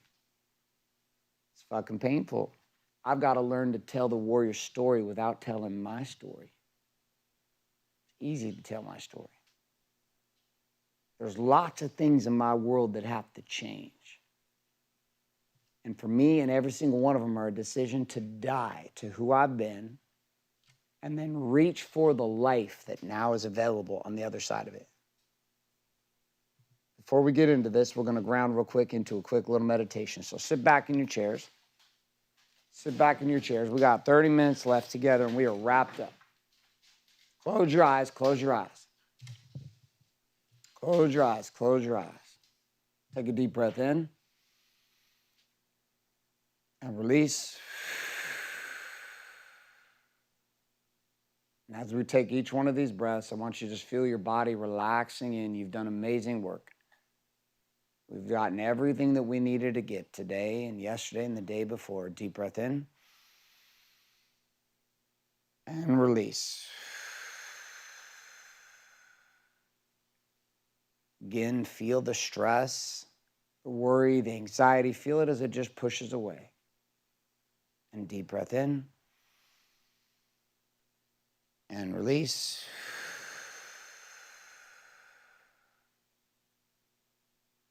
And deep breath in. And release.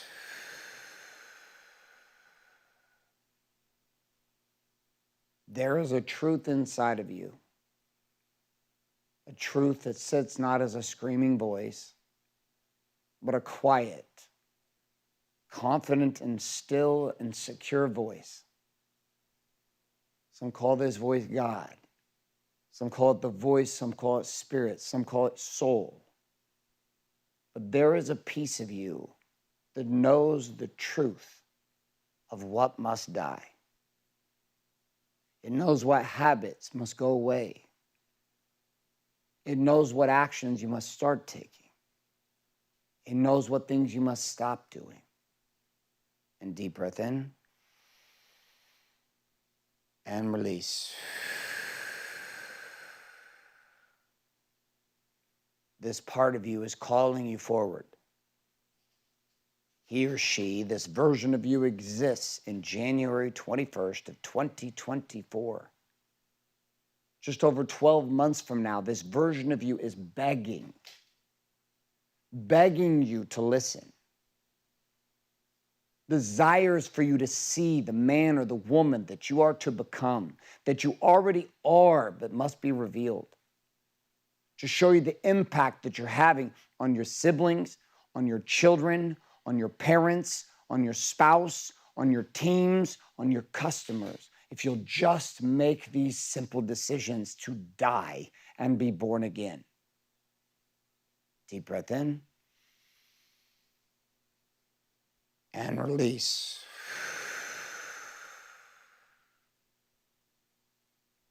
And on this last breath, as you breathe in, you'll hold it at the top. And deep breath in. And hold. Feel your heart as it's beating. Feel the stillness in your ears that starts to rise.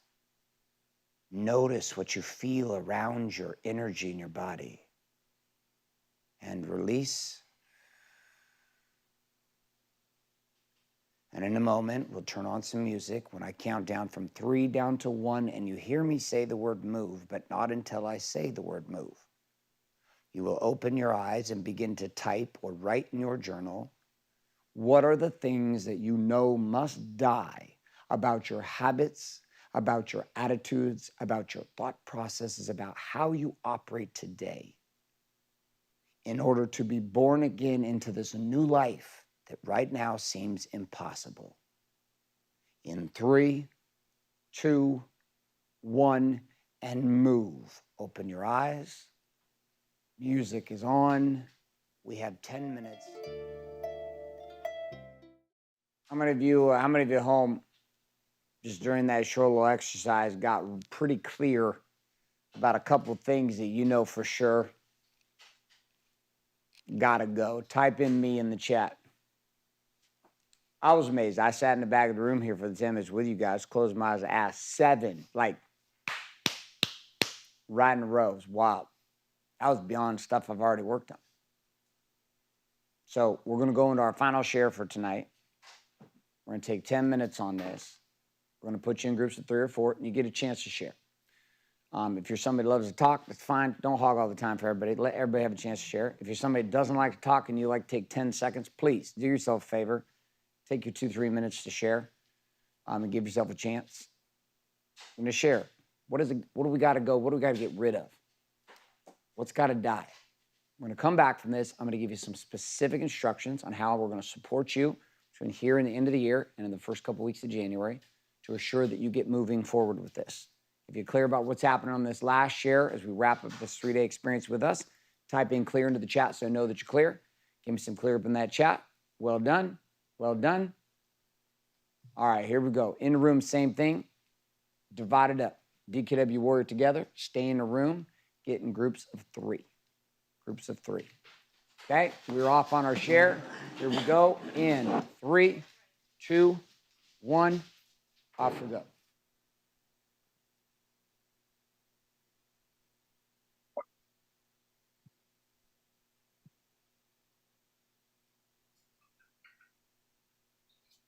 Hey, Morgan. Hey, What's up? Jonathan. Hey, guys. Okay, we got 10 minutes and there's just 3 of us. So why don't you go ahead and start us off, Jonathan? Okay.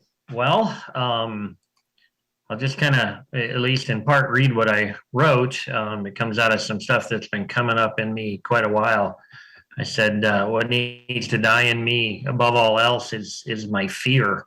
I've discovered in my self-work over the last few months that I harbor a lot of fear, particularly about the idea of submitting to God's will. I typed in the chat Matthew 16:25. Whoever would save his life will lose it, and whoever loses it for my sake will save it. And what comes out of that is my mind going but, and a fear to be there. So that fear drives my need to be in control. It makes me want to hide and isolate.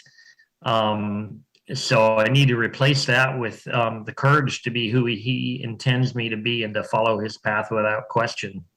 The other thing that I need to have die in me is my selfishness. More often than not, I'm worried about myself being right and being personally safe, comfortable, and happy, and not willing to step out of my comfort zone. My wife has nailed it time and again. She's told me I'm more concerned about my own safety, and it's true. It creates my need to blame people, to not take responsibility, and that prevents connection and growth. I can't rise unless I deal with that. So to be the leader in my business, my family, I need to be strong and courageous and kill the fear and selfishness inside me. It's really good share, man. Thanks. Actually hard to read, probably. Yeah, a little bit. Yeah, what you got, Morgan? So this was kind of I kind of actually enjoyed this exercise. It was Got a lot out of it. So the part of me that must die so the new me can live. I just have a bullet point list, and this is what came to me. The man who is afraid to say what he wants or needs to say, good or bad. The man who doesn't set a good example for his family and body. The man who tolerates the lies and bullshit of others. The man who doesn't want to rock the boat, status quo. The man who is emotionally constipated. The man who sedates with video games. The man who cares what his friends in quotation marks and competitors in quotation marks, because those are intermingled, might think of him if he makes moves to grow his business. The man who is afraid to place a help wanted ad. The man who thinks that there's no one that is willing to work for him. The man who feels like he has to do everything himself or he isn't successful. The lazy man, and the last one, the comfortable man. That's not on my list, but the lazy man, the comfortable man, the distracted man are three that I want to add to that for sure. Yeah. Man, both of your shares just really hit me. So who do I have to bury? I have to bury the version of me that keeps Anne-Marie in a more powerful light than me. I have to bury the habit of making Anne-Marie happy over my own happiness. I need to bury my relationship with the mortgage business and step into what God is calling me to lead, even if it causes upsets and war with Anne-Marie. I need to bury the habit of putting Anne-Marie's needs ahead of mine. I need to bury the idea of staying married to Anne-Marie because it's the moral thing to do. I will stay married in my marriage if it reflects God's plan and order for marriage. I need to bury the enabler in me, not be afraid to call out people in my life that want to hide and lie and expect me to be okay with it. I need to bury my insecurities around being accepted in the marketplace and just go, using my voice and repelling those who are not my clients. I need to bury my habit of overthinking and trust that what I know is all I need to know right now. I need to bury the story that I can't be a quick start. I'm going to add what you guys told me. These are really good. What do you mean by quick start? I don't come out of the gate fast. I need a basic plan. I need a general direction. I spend time, way too much time, and I end up sedating on all the stuff I wrote down and drawing it all out instead of just like, go, go, go. Right. Like over plan and don't execute. Exactly. Oh, totally get that, Dan. Yeah, me too. Guilty of that way too often. I'm not ready yet. I'm not ready yet. I'm not ready yet. Yeah, when sometimes it's better just to do. Yeah, I mean, it's easier said than done because I always rationalize this. Okay, I'm going to go out there, and what's the worst thing that's going to happen? I'm going to embarrass myself. Well, says who? At least I put myself out there. It's like, if you did, hey Morgan, if you posted something on my feed or something, and it's like, who the hell do you think you are, man? You're a joker. I'm like, okay, that's fair enough, but show me your work in this area. Right. And that's the only saving grace right now, because at least we're putting our stuff out there. I had this happen real fast. I wasn't sure how to handle it. I wrote a book and I released it. And a guy reached out and he was super critical of it. And so I'm just being a nice guy. Like, this is me. I'm like, did you read the book? No, but I just read the blurb and the cover, and this is what you really should do. And I'm like, yeah, I'd like to read your most recent book.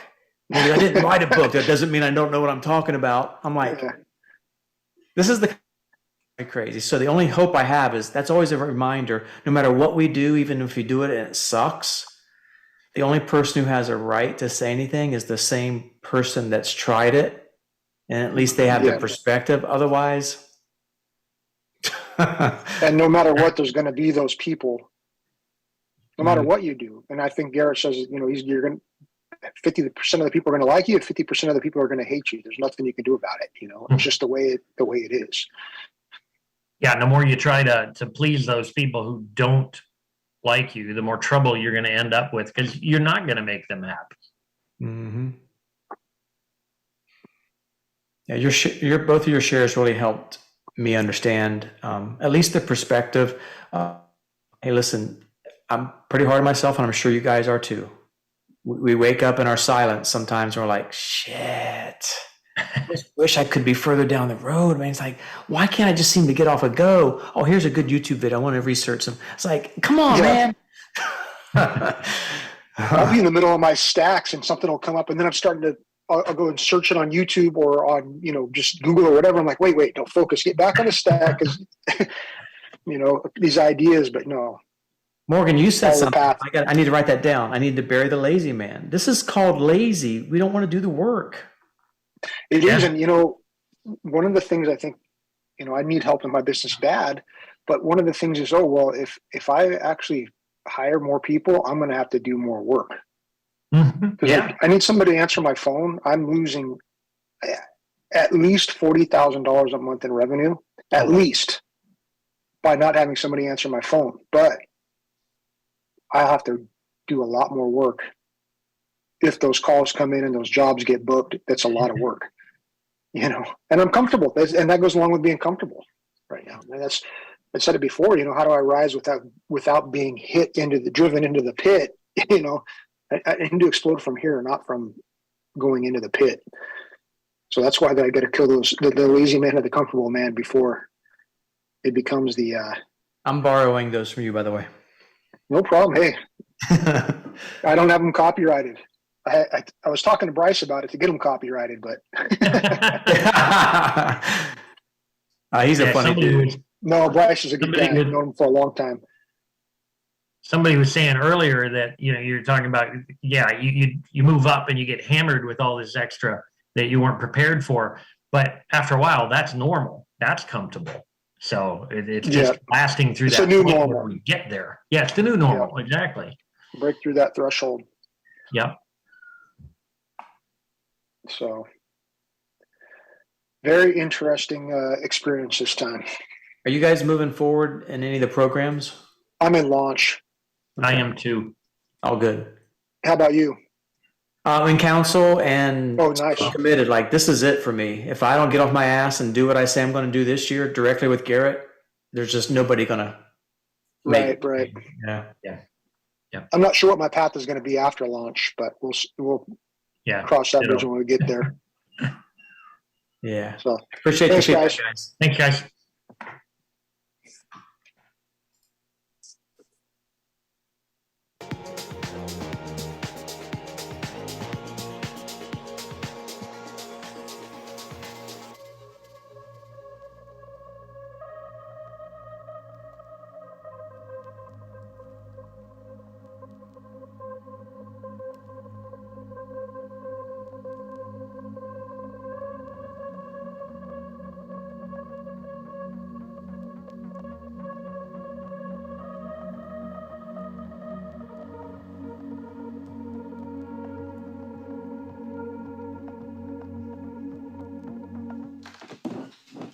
All right, welcome back. It's been an intense 3 days. Let's find out where you're at. Let's pull a bunch of you guys up here. Robert Golicker. Damn it. All right, Stephen Ocean. Scott. Stephen Ocean. Fuck you, Scott. Fuck you, Scott. Let's see. Ted Darno. John Shit. If you guys don't have normal fucking you never get called up. That's just all it is.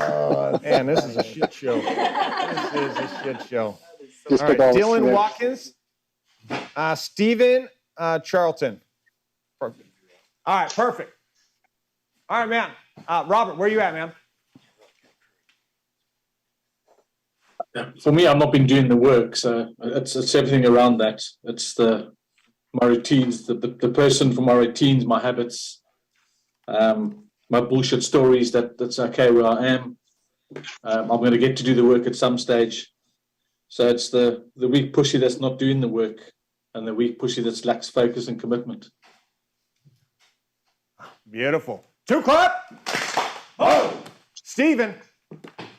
Yeah. There are a lot of. Yeah, hold on. Stephen Ocean. Sorry, I got 2 of you up there. So there we go. Okay. Can you hear me?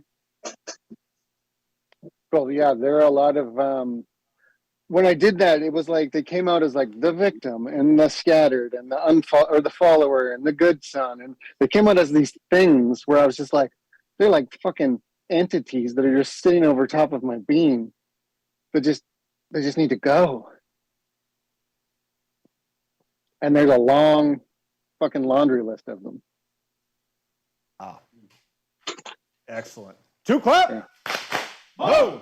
All right, the other Steven. Me, right? All right. Yep, you got it. You know, Steven means the crown one. Steven, right? Ocean. That's what our nickname is. It's actually the namesake is one of my projects. The guy that willingly allowed my wife to slip into a very dark pit this year that incorporated a communication with another man from her past. That motherfucker's gonna die. Yeah. Yeah. Be with that.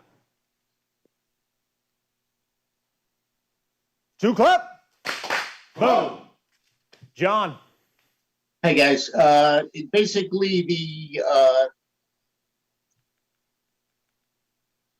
the liar, the sedator, the procrastinator, the person that's waiting for everything to be right to start doing things, not doing the work, that guy's gonna die.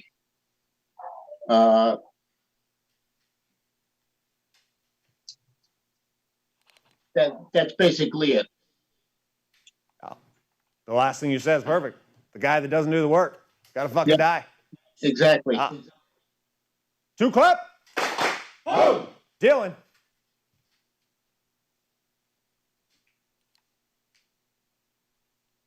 Yo. There we go. I'm on fire. This is awesome. This is incredible. For me personally, like I got lit up and just ignited from this whole process. It was streamlined, it was efficient, going through the thing, looking at and reflecting on it, what needs to die really is that victim leader, right? That silent king, the one who always waits for permission to change versus being the change and driving with action.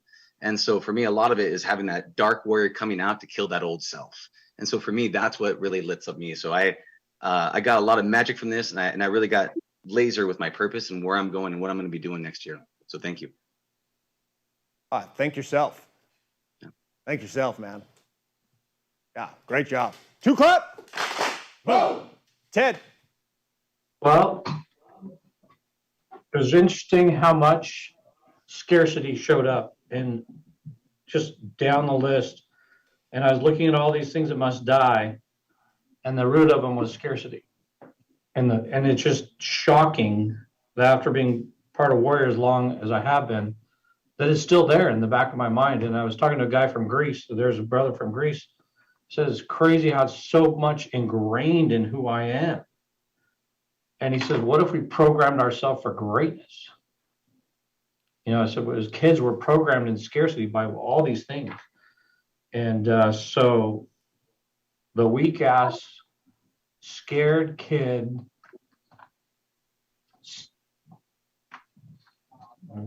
all the pain of whatever just needs to die. I've told it to die 1,000 times, and it's got to do it. And I think you said somebody said it's got to do the work, you know, and the guy who doesn't do the work's got to die. It's fucking time to die. Tired of it. Get up. 2 clap. Work. Boom. All right. Let's get a couple more.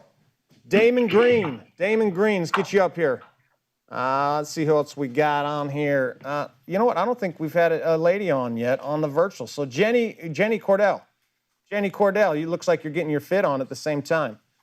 And Chris, damn it. Chris Zukir? Zukir is a shit. Zyker. See, that's what I said. Try to listen better. Taylor Grant. Bring up Taylor Grant. All right, Chris, what you got, man? So interesting. It really came back to being for me, which I had no idea. Super profound last couple shares. For me, it's really to kill the man with no temperance. And my sedation is my want for stimulants, I guess. And I guess 100% that man. And that's going to have a profound impact in body being in balance. Actually, all 4 quadrants. Oh, beautiful. 2 clap. Whoa. Jenny. Hello. Hi. Hi. All right, what you got? What's coming up for you? Okay, so 3 things that came up for me is stop making excuses. And I just want to give more context to that. I think there's a line between you have the capacity to only do so much, right? Like you got to sleep, you got to eat, you got to rest, you got to do all of those things. But there's also this crossover line of you're just not doing what's required. You're taking the easy way out by saying, I can't do X, Y, Z because of whatever your excuse is. So stop making excuses. The other is stop wasting time. I think that's an obvious one, but I think that can just happen naturally, right? Like one of the ways I like to waste time is I was sharing with my small group. Instead of addressing the problem with the person, I'll go to another person and I'll be like, what do you think about this? And what do you think they were thinking about? And it just wastes their time and my time. So just stop wasting time. If I have an issue and it can be resolved by talking to that person or giving feedback to that person, do it. Or maybe this is where stacking comes in, right? If maybe I can't get a resolution through somebody, is just try to work it out myself instead of wasting time. And then the third thing is stop feeling guilt. I'm in a season, I have a lot on my plate. We have 4 kids under 5. We both work full time. There's just a lot going on for us. And I can feel the mom guilt or the wife guilt or the work guilt. And that's not helping me pour that energy into something that's going to be productive. So just stop feeling guilt. Guilt's a huge one, especially for what you're feeling guilt for, because in those moments you're missing the greatest opportunity to give the greatest gift of who you are, Jenny, which is to be present. Yeah. Right? If you're in that space and you have all these moving elements that you just listed out, like literally half the people in the room here that you couldn't see, they're all like, oh shit. Right? That's a lot. So in that space, like you're actually doing a disservice to all of them. So that's a big one. You gotta let go of the guilt. All of a sudden there's this new Jenny. Yeah. Beautiful. 2 clap. Boom. All right, Damon. All right, I got a handful here, but this is a good exercise because it's not something I've been through several fat baths, but I never actually sat down and wrote down, had that self-assessment from what must die. So mine is selfishness, ego, lies of omission, not being vulnerable, not being honest with myself and with my queen, not sharing and including, my holding back. It's a gift and a curse. It can prevent me from some bullshit, but it also stops me from actually moving forward, not going all in, killing my comfort in scarcity, and not connecting and not committing and sedating. That's like all the shit that just got to go. It's got to die. What's the most important? What's that big one? The not connecting and not committing. What's that guy look like when that dies? When that part of you is dead, what's that look like? Balance is off the fucking hook, off the charts. Family, my son, I got grown kids, but my kids, my parents, my queen, like we're just all, everything that I visioned and said I was going to do and dropped the ball here and there, half-assed, it's a non-issue. And everything else just ties together and rolls smooth. Because that's like the flat tire. Balance is the flat tire in my whole setup right now. Beautiful. 2 clap. Whoa. So it's interesting. Share this real quick. So Wednesday, we're sitting here. We're kind of doing our thing, right? And I had a watch. I had this particular watch on, and I'm very aware that watch looks like something that it's not. It was not a cheap watch, but I bought this watch because it looked like a Rolex. Bought it a while ago, and I wear this watch. It looks just like one. And if you it's not a fake Rolex. It's actually, it was a different designer. It looks like a Rolex. I bought it for that reason. I'm sitting here on Wednesday. We're going to our facts, right? We're going into this, and I'm like, I just had this compulsion where I looked at my wrist and I was disgusted by it. I fucking hated the watch. So I literally stood up, walked into the bathroom right down here in the hall, took the fucking watch off, threw it into the garbage can. Like, it wasn't actually a very cheap watch, but it wasn't what it was representing. And it was the weirdest thing for me to have this realization, like, as you guys are sharing the shit that you have to die, the things you have to let go of. I'm like, as simple as that sounds, it was a stupid watch on my wrist because I knew it was representing some version of me that I wanted, but because I had this fake one, it was stopping me from actually going after it. Like, I wouldn't actually be the guy that could buy, because that particular watch that it looks like is about a $50,000 Rolex. The real one. If it's an actual Rolex, I'm like, shit, who would that guy have to be? But I've had that watch for a while, and it gives me an excuse. It gave me an excuse to not hunt that guy down. Because I could put it on and I could walk around and I'm like, oh yeah, there we go. I couldn't actually even face the fact of what it actually was. So it was weird. It was the most liberating, weirdest situation to throw a watch in a garbage can and just be like, I'm free.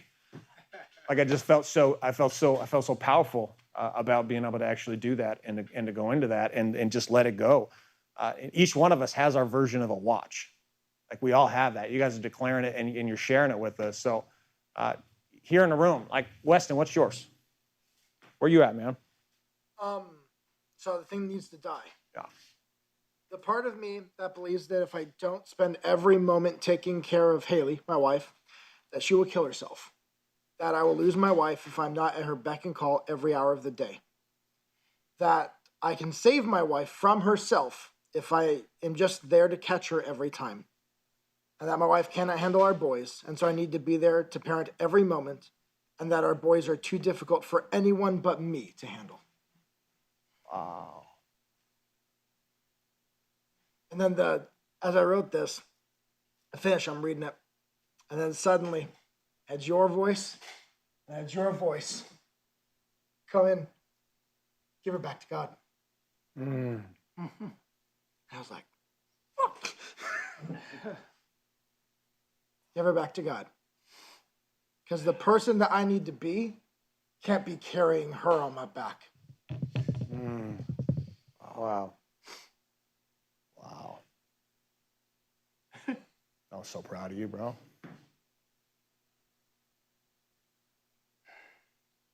Even just in the declaration of what you just expressed.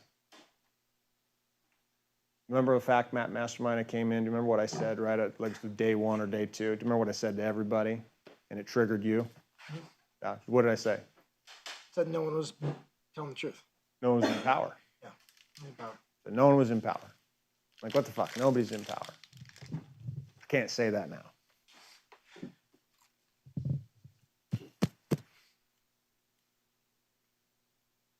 Like, there's a beauty in what we do here.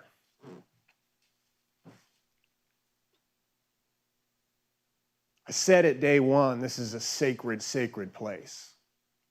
Like, you guys in council, you're going to get to experience this. And I promise you, you stand in this place and you go to war. Like, I don't like hearing what what you just shared in that declaration. You literally have to let your wife go so that she can actually grow. Mm-hmm.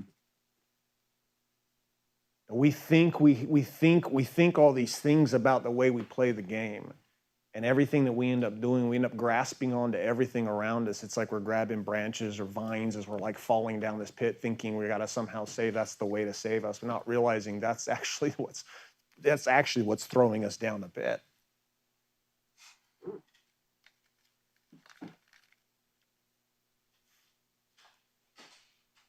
I'm like literally. I don't ever usually get to a place where I don't have a whole lot of words. But what you just declared, Weston, was just unbelievable. We're all fighting this war. Every single one of us is fighting this battle. And what you declared, what all of you guys declared, you guys have got to share, and those of you guys shared in your groups, like, it's just significant. We are at war. You are at war, hunting down hunting down this version of you that God has called you on this planet to become. And the hardest thing is sitting here realizing that the version of you right now can't pull it off. You can't. The guy that wears a fucking fake Rolex watch can't exist. He cannot exist because he'll never do it. And what I've realized, I sit here and I'm like, I'm fighting for my own life so that I can stand in a place to hold space for you. And it's this constant game over and over. And so I want you to look around you guys in this whole world, the things you're letting go of, it's your kingdom, it's your world. And the power of who you are in that space. Like the last 3 days could have been the most powerful 3 days of your life, or could have been a waste of time. It really just comes down to you. Are you going to take everything that we have here and everything that you've created for yourself and all the work that you've done, you go through the notes, the maps, and you look at everything, and are you going to do something with it? Garrett can sit here and just spit fire at you nonstop and punch you in the dick. Here's what's crazy. I've watched him do it. I've done it multiple times, and there were still men who would choose to just sit there. They'll feel it, they'll hear it, they'll feel called, and then in the moment you step out of this room, the moment you step off of your camera, here on you guys virtual, like the moment that happens, you will literally shrink. It's all fun and games to sit here and talk about it right here, but there's a whole nother story for you to actually execute that, Weston. And there's some fucking massive power in what you just declared, but now you actually have to do it. You didn't just say, hey, I got to die because it felt good. No, it doesn't feel good in that space. You don't want to let those things go. I've watched you. It runs you. Gary and I have talked about it, and we're like, holy shit, I don't know how he's married to our sister. We love her to death, but we look at that, and I'm like, oh my gosh. And if she didn't have you, oh, man. Right, so there's this whole thing, this narrative, but now you got to go to war. You can't say the same. No. It's like the Matrix. Everybody, like we've taken the pill. Like we took the pill. Now we see some shit. Right? And if you're sitting here wondering what the hell I'm talking about, and you're like, I don't really feel this level of intensity or this level of, hey, this life or death, I'm going to challenge you to go back to your fucking fact maps and do them again. Do them on your own time if you're not feeling that. Because I'm feeling it. I'm feeling this level of, hey, this is where we got to go, and we can't go back. You can't go back. No amount of motivation, hype, anything. At the end of the day, you're alone. You're doing your own thing. This is your game in your own fucking head. So where you choose to go with it is where you choose to go with it. You've seen witness after witness after witness of a man choosing to play the fucking game and choosing to go all in.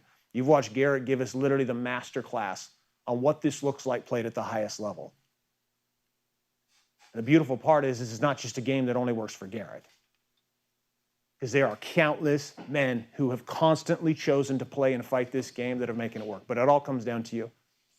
So all the shit you wrote down, things need to die, yeah. Let's just make it happen. Let's actually go. I don't want to see you inside launch. Like any of you guys who are not playing the game and you think you're going to somehow do this on your own, I'm not sure what the fuck you're doing. Your life is on the fucking line. Your life is on the line. And if you want to continue the patterns of your life, the way you've continued them your entire life that have led you to this place, and you're saying, hey, well, I'm not sure if I'm going to do this on my own and play that. Guess what? That's what needs to die. Because fuck you and the things you say you want and all the things you want to go after when you're going to go right back and you have no chamber to actually echo this into so actually get results and have perspective. Like there is literally a pathway right now. You don't have to reinvent shit. You don't have to do anything. There's nothing for you to do other than say yes and go. It exists. So those of you right now choosing to play small, choosing to keep doing this, and the only reason I can speak to this is because I fucking choose it. I have chosen to play small. And in that game, I lose every fucking time. 100% of the time. There's not a moment at which I win. I lose every fucking time. So when is enough going to be enough? What has to fucking happen for you to actually choose to fucking rise? Or does your whole world need to burn down?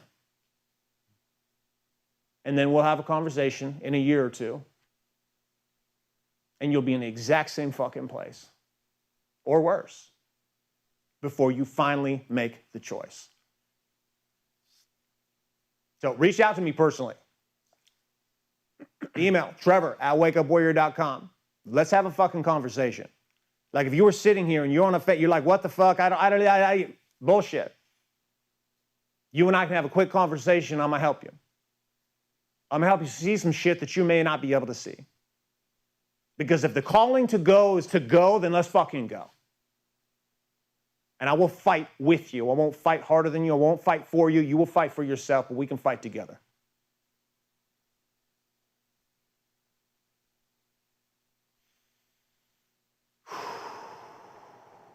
So what are you committed to?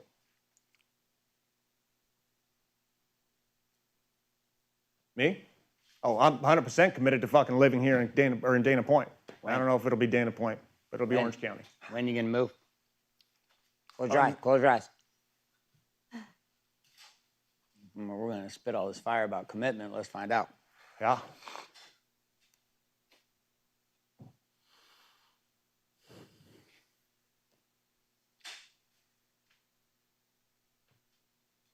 When do you know you need to make this happen?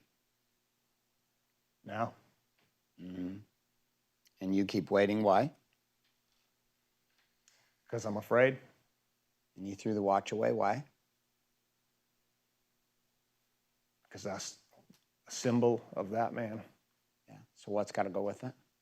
Everything. When? Now. No. No. And then when you do, you'll be qualified. Yeah. Yeah. Till then, you'll just still be trying out. Yeah. And I see it. I know it. This is a fun game. It's a game called life. You could be dead. Could be. Could be dead. Maybe it's better. I don't know. Maybe you die and it's better. I don't know. Probably. Probably a little different. Or not. Consider this. Consider this weird reality. What if you don't die and magically you're happier? What if you die and your soul continues on its journey and whatever you figured out here goes with you? And whatever you didn't figure out, you're still stuck. I think it's funny. I think it's funny. I think there's this moment where people are like, oh, shit. Where's the dude with the magic stick that smacks you on the forehead? Oh, there is none. What do you mean? Yeah, you still are you. Oh, shit. I'm like, yep, back again. Round 73. Try again. There's some things that you need to do. Give them to you quick. Take notes on them. You can do a screenshot of them if you want.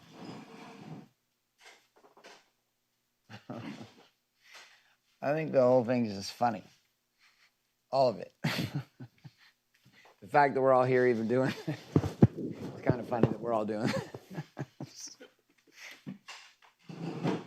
It is kind of funny, the fact that we like, I have an entire business that's built on teaching people how to not fucking lie. It's kind of funny that we're that big of fucking liars. That something like this is even needed. It's wild. But it's here and we're doing it, so that's good. Show the board so they don't need to see me. I want them to see the board. We've got some things we need to work on. First thing, you got to finalize your projects. So you got to decide what those are going to be. I would encourage you to get this done by next Friday. So this is the first thing that needs to happen. Finalize your projects. Get them done. What are the items? What are the measurables? What's the name? Next thing needs to be done. Number two. Number two is submit your projects to software. It's the second piece. Now go ahead and bring the camera back to me. So now you guys are like, well, how am I going to submit it to the software? We didn't even do the fact maps in there. I know that. Weston's going to release you a nice little tool as a training next week, show you exactly how to do that. But you've got to finish up the notes. Then you're going to take that data and we're going to skip 90% of the fact map and you're going to put it right in at the end.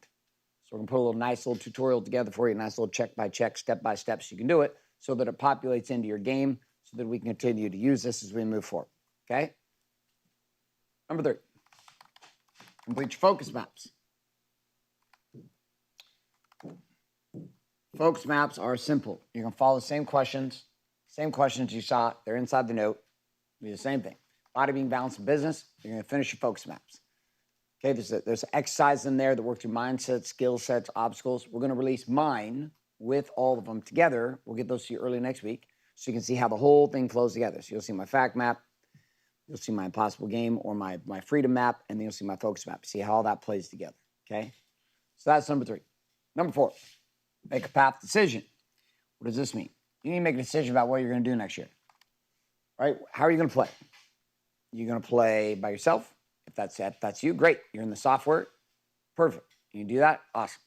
Are you going to be in launch? You're going to go through the actual curriculum qualification process. Are you doing launch? Are you going to be part of council? You're going to join us and be here in this room 2 days a month, live, in person, or virtual, right? How are you choosing to participate? There's even some of you, I'm sure they're going to be like, hey, I'm done with all of it. Okay, cool. Wish you the best of luck. Have a great holiday season. You're welcome back anytime you want. The rest of you, though, you got to make a decision.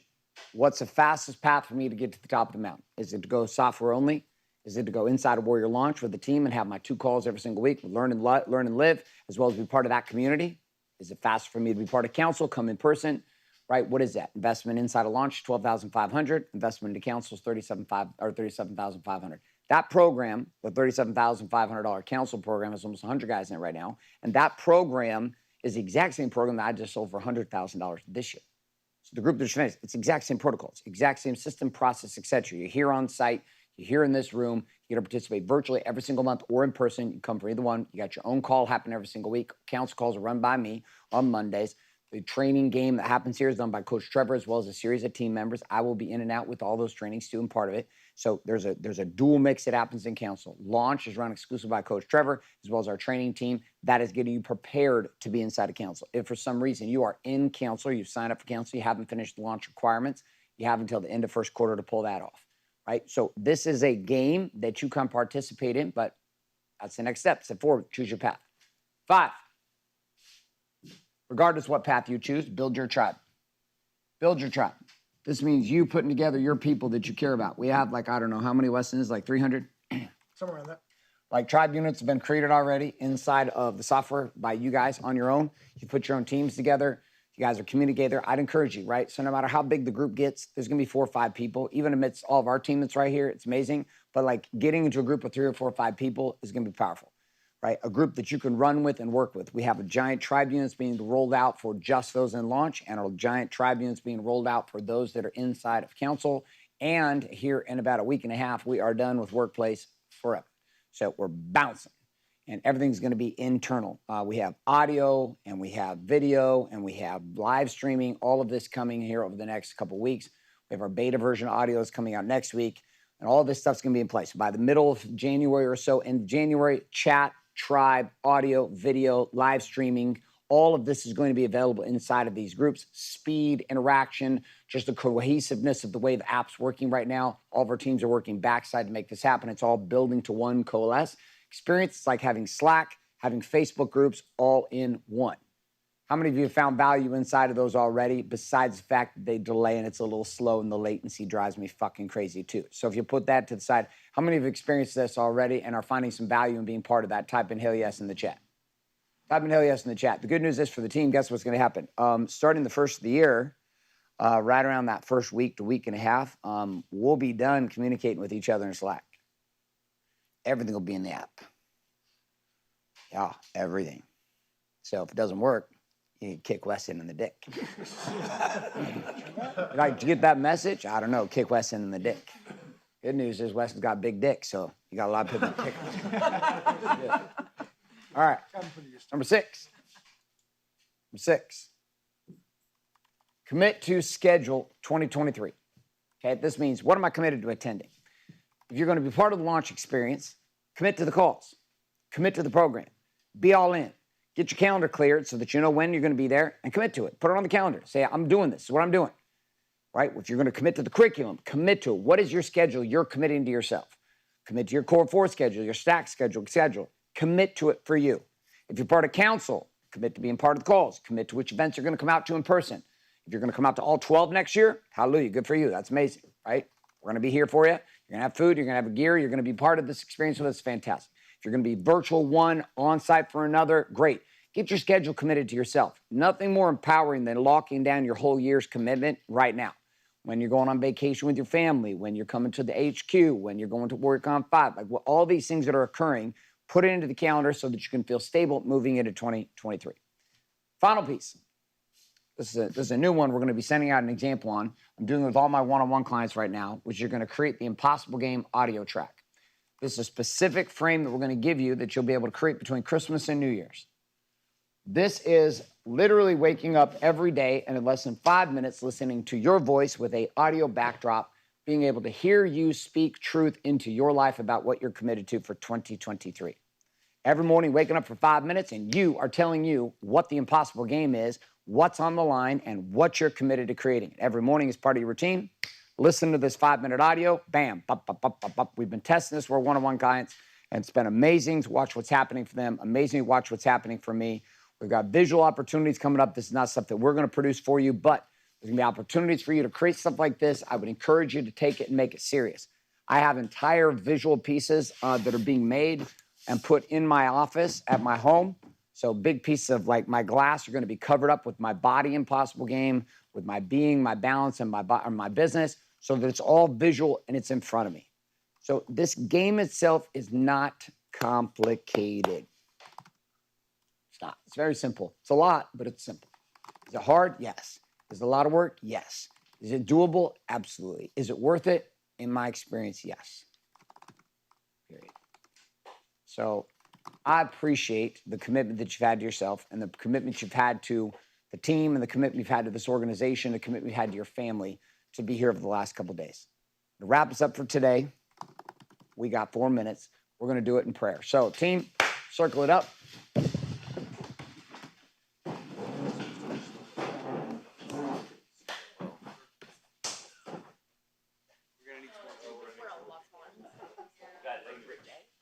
Circle it up. We got it. We got it.